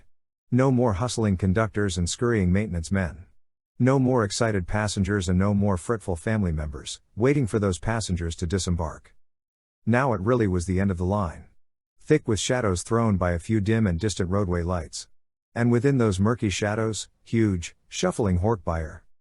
We landed on the far east of the yard, atop a right side-up passenger car. From there, we could watch the Yeerks shock troops undetected. Watch as they streamed through the maze-like paths between rusted-out corpses and gathered in a small clearing almost exactly at the yard center.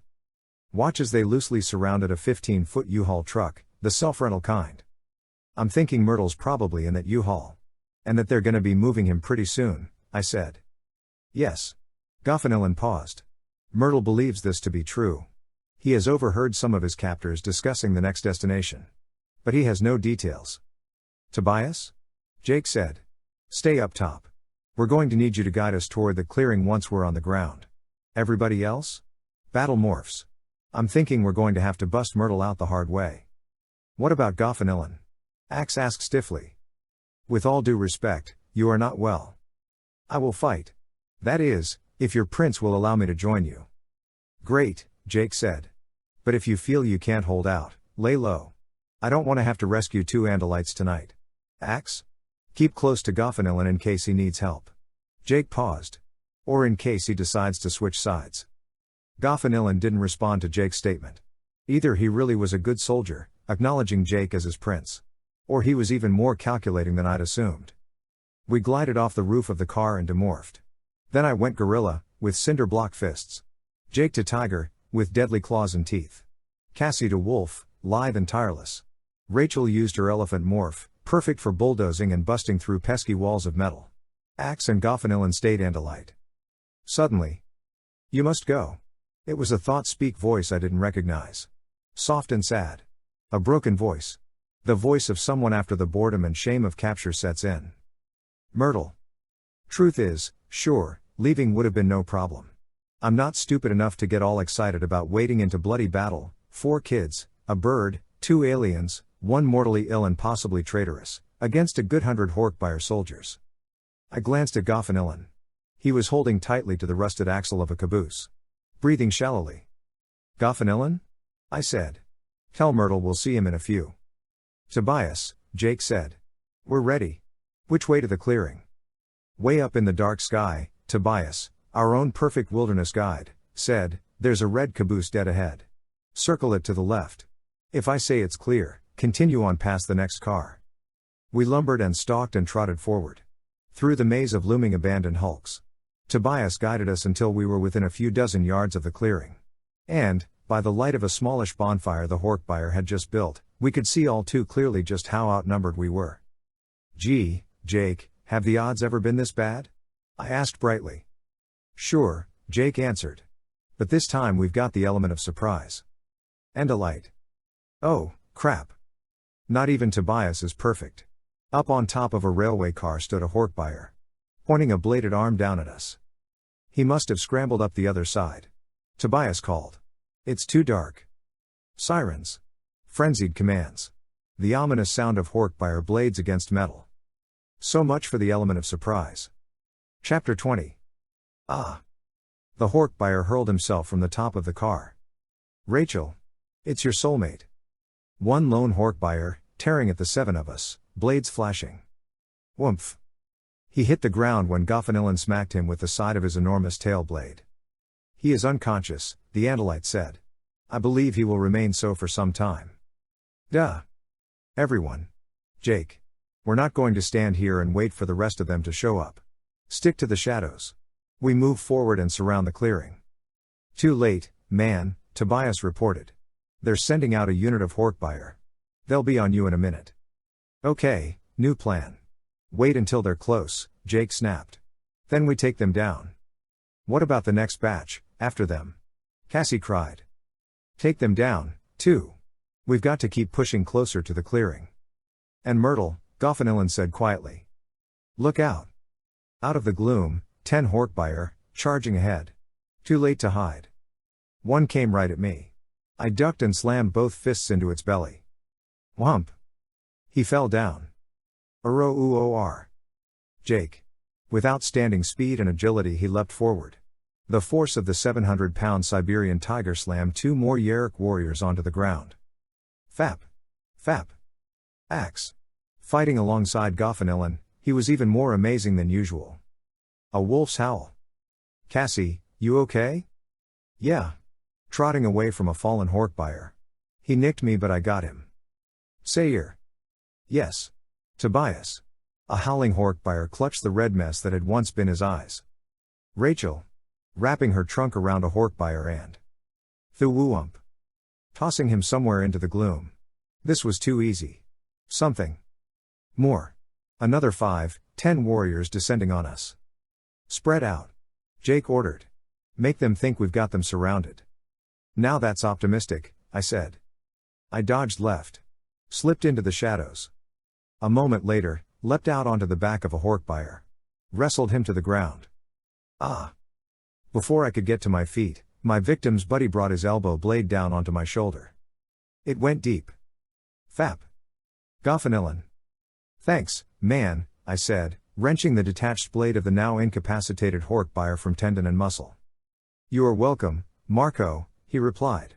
But I would advise you to watch your back more closely. I swear if the guy had a mouth he would have been grinning. I will, I promised. The cut was bad but I'd lived through worse.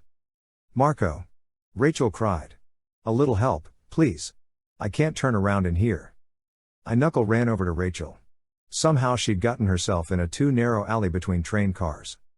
I tore the Horkbire from her flank. Flung him behind me, into the side of a caboose. Back out, Rachel. I'll watch your, Don't say it, she snapped. Just don't say it. But I was already gone, hurling oncoming Horkbire left and right. The wound on my shoulder throbbing, my head now bleeding, too. I touched the damage and felt bone. It was so dark and suddenly, There were so many. I stumbled, backed away from the Horkbuyer coming ever closer, trapping me in a small corner from which there'd be no way out. I realized I'd lost Jake and the others, though I could hear their grunts and howls through the terrible roar and brutal clash of battle.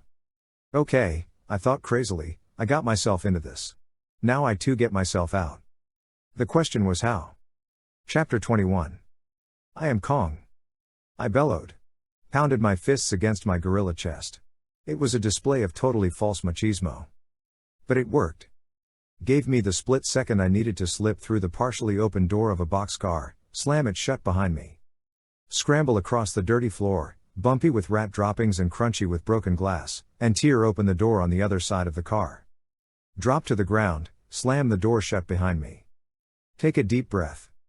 Oh. And realize I was facing another onslaught of Horkbuyer. Hard to tell exactly how far away in the heavy dark. I leaned up against the side of the car. Held perfectly still. Hoped the gorilla's dark hair and skin would help camouflage me. Keep me hidden, just a darker spot in the shadows. When you're a kid, you know how you close your eyes and convince yourself that because you're blind you're also invisible. Well, it doesn't work when you're surrounded by 7-foot-tall, horned and bladed lizard-like enemies. Horkbuyer vision isn't spectacular in the dark, but their hearing is keen. From the beating of my heart and the hot breaths pumping in and out of my nostrils, they'd know I was here. I got ready to start swinging. And then something made me glance to my right, almost over my torn shoulder. A ladder rung. Built into the train car wall. Maybe I could grasp it, swing out from it, adding force to my punches and kicks. Unless a ladder rung is part of a ladder. Ladders lead to places where you are not. The first two Horkbuyer were on me. I grabbed them by the necks and smashed them together. The dagger-like horns on their heads stabbed into each other's flesh. Got stuck. Then, as the next two Horkbuyer skidded to a stop a few feet from their fallen buddies, I scrambled up the ladder. Ignored the searing pain in my shoulder. And was almost immediately on top of the train car. Fantastic. From here I could see the clearing. The remains of the bonfire and the U-Haul truck, still parked. But not for long. Everyone. I screamed. They're moving the truck. And we were still too far from the clearing to stop it. Maybe, if we headed toward the main entrance, maybe we could cut it off before it hit open road. Maybe. I'm going for the main gate. I called. Whoever can, meet me there. Where the heck is the main gate? It was Rachel. Good question. I scanned the old train yard. Spotted the dark hulk of the old station. Figured that the parking lot for cars would have been close to the station. Convenience. Figured the main entrance/exit would lead off the parking lot. Okay, I shouted, all the way left. Probably behind the old station. Just go. I'll follow the headlights, Tobias said. Axe is back with Goffinillan, Jake cried. He's losing it. We're down 2 soldiers, so look sharp. Going overland was definitely the way. Thud thud thud thud. I made my way to the other end of the roof. The roof of the next train car to the left was about 10 feet away. Too far for me to jump. I scanned. Okay. There was another way across the tops of the cars. A way that would get me close to, if not right at the old station house. A slightly circuitous path, a weird, twisting metal road over a sea of battle. If I weren't stopped by Horkbuyer, I could make it before the U-Haul left the yard. If. Thud thud thud thud. Closer. Roof to roof. Moving ahead, then, slowly, bit by bit, to the left, toward the station. Marco. Tobias called. You're gonna intercept the truck in about a minute. Hurry. Thud tho tho thud. Marco, I'm just behind you, on the ground, Rachel said. You're on your own, Marco. Jake. Cassie and I got caught up by a few Horkbuyer. We're. Jake's thought speak disappeared. A light. Too. Round and small. Yeah, there was the truck, moving slowly with only its own headlights to guide it. I dropped close against the roof of the train car. Crawled the last few feet to the edge. And prepared to drop onto the roof of the truck. When I give the word, buddy, Tobias called. I'm on it. Go. Go. Go. I flew. Launched my big gorilla body down onto the metal roof of the U-Haul. Whoomph. Landed in a crouch and allowed my weight to fall quickly to the side. Safe. And still only going about 20 miles an hour. Driver heard something, Tobias reported. Well, duh. I'd left a big old dent in the metal roofing. This was a surprise attack. I crawled forward across the cargo bay and onto the roof of the truck's cabin. Peered over the side into the driver's seat. Saw a very nervous human controller. I tore open his door. Reached for him. Too slow. The driver slammed on the brakes. The truck stopped moving. I didn't. Chapter 22. 40 feet through the air. Woof. I hit the ground. Rolled another 20. Finally, came to a stop. And not a pretty one, let me tell you. Hurt but alive. Thank the stars for the helmet-like gorilla skull. Scree. The driver hit the gas. Now he was going to hit the gorilla. Closer. Closer. The grill of the truck loomed. The stench of burning rubber. I scrambled unsteadily to my feet. Then. Crash. A train car. It smashed right into the path of the speeding truck, stopping it dead. Above the sizzling wreckage I heard Rachel's trumpet of triumph. Nice, Rachel. I knuckle-walked toward the smash. Get Myrtle into a train wreck. You're welcome for saving your life, she replied. Again. The cab of the truck was completely impacted. A twisted and bent remnant. The front two wheels were off the ground, resting on the top of the flattened boxcar. The driver's door was open. I don't know how he managed to survive the crash. But he had, and he'd been Yeerk enough to get away. Myrtle. I called, loping around to the back of the truck, now in real blackness again because the truck's headlights were destroyed. You okay? I am as I was. Great. Another Mr. Philosophy. Let's get this open, Rachel said. Before the gas tank blows or something. I wrapped my thick gorilla fingers around the gate latch on the back of the truck and pulled. Yanked. Nothing. The muscles in my chest and arms strained as I tried again. Still nothing. Now my shoulder was really on fire. Let me try my trunk, Rachel said. Be my guest, I muttered. Marco. Rachel. It was Jake, slinking out of the shadows, bloody, but I'd seen him worse. Cassie, Axe, and Goffinillan were with him. Each bearing evidence of the fight. A second later, Tobias fluttered silently to the top of a nearby caboose. We're trying to get Myrtle out, Rachel explained. Goffinillan stepped forward. LS I am fine, Goffinillan, Myrtle answered. Those still in this box. I will open the truck, Goffinillan said. He moved into place directly behind and facing the rear door. Clang. I jumped. Couldn't help it, the sound was enormous. Goffinillan's battle-axe tail blade had punctured the steel door. The guy might be dying, but he was still inconceivably strong. Skreool. Cassie's wolf whimpered involuntarily at the awful sound of Goffinillan's tail blade tearing a long gash down the steel door. Very cool, Rachel said. When he'd created a sort of tall, elliptical slit, Goffinillan stepped back. Wham! Wham! Wham! And Myrtle kicked his way out. Chapter 23. We had found Myrtle. Probably saved his life. His dear friend Goffinillan had gone to terrible lengths to set him free. Myrtle must have been pleased. On some level, in some way. But he didn't look all that happy. We were in the woods. Far safer than hanging around the train yard, waiting for a stray hork by our controller to find us. I am surprised, Myrtle said plainly, that you were willing to risk your lives for me. As I am. He held the stump of his tail down, as flat as it could go against his body. As if he were ashamed. The position had to be uncomfortable. We don't know what you mean, Cassie said kindly. I will explain, Axe said. He means he is surprised that we normal, healthy warriors risked our lives for a mere Vekal. He paused. Turned a stalk eye to me and added, or, as Marco says, someone who is differently abled. Geez, can't we just get over this issue, please? Rachel said. It's not like it's Myrtle's fault he got injured. Or that he has an allergy or something. Man, I can name a few people I know who are perfectly healthy and a total waste of oxygen. In my opinion. I'm down with that, I murmured. Myrtle and Goffinillan remained silent. Axe, Jake said. You consider Goffinillan a hero of Andalite culture. Right? Axe nodded. One of his favorite adopted human gestures. Maybe the fact that he's able to overlook physical imperfection is one of the reasons he's a hero. What do you think? Prince Jake, I think the reason Goffinillan is able to overlook his friend's deformities is because he sees through the eyes of friendship. This is exceptional behavior. Under ordinary circumstances, in general Andalite society, It is simply not natural to show such concern for a Vekal. So, friendship isn't natural? Rachel snapped. It's abnormal? What is normal, anyway? Cassie asked, rhetorically. The norm. The standard. The average, I said. Tobias glared. Okay, I'm getting a complex over here. I'm a nuthlet. A freak. Whatever. My best friend is an alien with blue fur. My girlfriend is human, when she isn't an morph. How about we don't talk about normal anymore? Or average or natural? Please. More weird silence. I, for one, was dying to hear what would happen next. Myrtle Isker El Mond, Axe said. Respectfully. It has been an honor to meet you. I will always remember you as you were. Well, it was a start.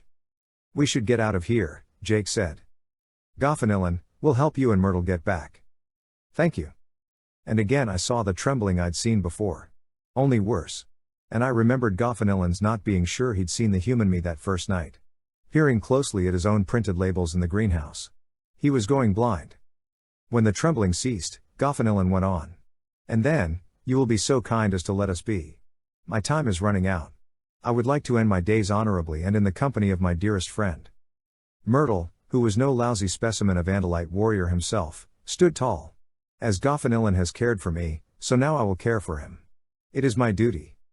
The Visser might not leave you alone, Jake pointed out. The Visser has proven he has no use for either of us, Goffinillan retorted.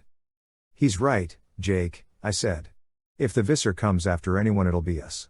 For spoiling his plans. Oh, goody, Cassie said dryly. You always know how to finish on a high note, Marco. Thank you, I said. Chapter 24. You know that old party game, who am I this time? Or that nursery rhyme about a doctor, lawyer, baker. Whatever. People tend to get identified by what kind of hat they wear during the day. By what is visible, noticeable, obvious about them. So, if you've got one arm or get around in a wheelchair or are blind, you're a handicapped person. Maybe you're also a poet or scholar, a sinner, or a saint. But first and foremost in people's minds, you're handicapped. Not a lot you can do about it, either. My mother was, host of Visser 1. Originator of the Yeerk invasion of Earth. Everyone, including my dad and his new wife, thinks she's dead. Maybe she is. Maybe she isn't. Maybe she can be saved. Maybe she can't. I just don't know, after the last time we came face to face. In a Taxon tunnel off the main Yeerk pool. During her trial by the Council of 13. Most times, I don't even pretend to want to know. Though if a call comes again. Well, I'll wait until that happens to decide. And then I'll do what I have to do. Anyway, for the time being, I am the boy with a dead mother to people on the outside. 2, my friends, I'm the kid with the big mouth and mother stolen by aliens. Can't get away from it. Vekal, mentally challenged, handicapped. Dumb, psycho, gimp. You just learn to live with it. Jake's the responsible leader. Rachel's the gorgeous warmonger. Cassie's the tree hugger. Tobias, bird boy. Axe, resident alien. Goffinillan is the one with the fatal disease. Myrtle. So we rescued Myrtle and agreed to leave him and Goffinillan in peace. We were pretty sure the Yeerks were going to back away from them, too. At least for a while. I mean, like Goffinillan said, what had either Andalite done for them? Nothing. Except exhibit a depth of loyalty totally puzzling, totally incomprehensible to Visser 3 and his minions. So given the fact that in the Yeerk opinion Goffinillan was, essentially, a dead man and Myrtle useless, we figured they stood a fair chance of living unmolested. At least until Goffinillan died and Myrtle was all alone in Henry McClellan's house. Unable to morph. A virtual prisoner in a foreign land. How would he survive? Maybe I shouldn't have done it. How often do I say that? A lot. Maybe I shouldn't have done it, but I did. Paid one last, unauthorized visit to the McClellan house. In Osprey morph, and while Goffinillan/Henry was at work. I am not totally stupid. I found Myrtle in the greenhouse. Called out to him from a distance so he wouldn't be scared and zap me with a shredder or something. Identified myself as the handsome gorilla from the other night. The others don't know I'm here, so, I'd appreciate it if this visit is our little secret. Of course, Myrtle answered, his voice a bit strained. I believe I owe you my life. Well, I don't know about that, I said. But, look. I just want you to know, we just want you to know that if, When Goffinillin, dies. That you should look us up. And, well, maybe I can check in on you, too. Play some video games, whatever. Being alone, man, it's not good and, well, we could use all the allies we can get. Nothing. I shifted on my perch in the big old oak tree where Tobias had sat during our first visit to the house. Noted a honeybee winging its way toward the greenhouse. Waited. Maybe I'd offended the guy somehow. I hadn't meant to, but sometimes my mouth gets in the way of sentiment. The silence was awful. And then, suddenly, his voice came booming out at me. Strong and energetic and quivering with something that sounded a lot like pride. Thank you, Arist Marco. Perhaps I will do so. End of Animorphs number 40, the other.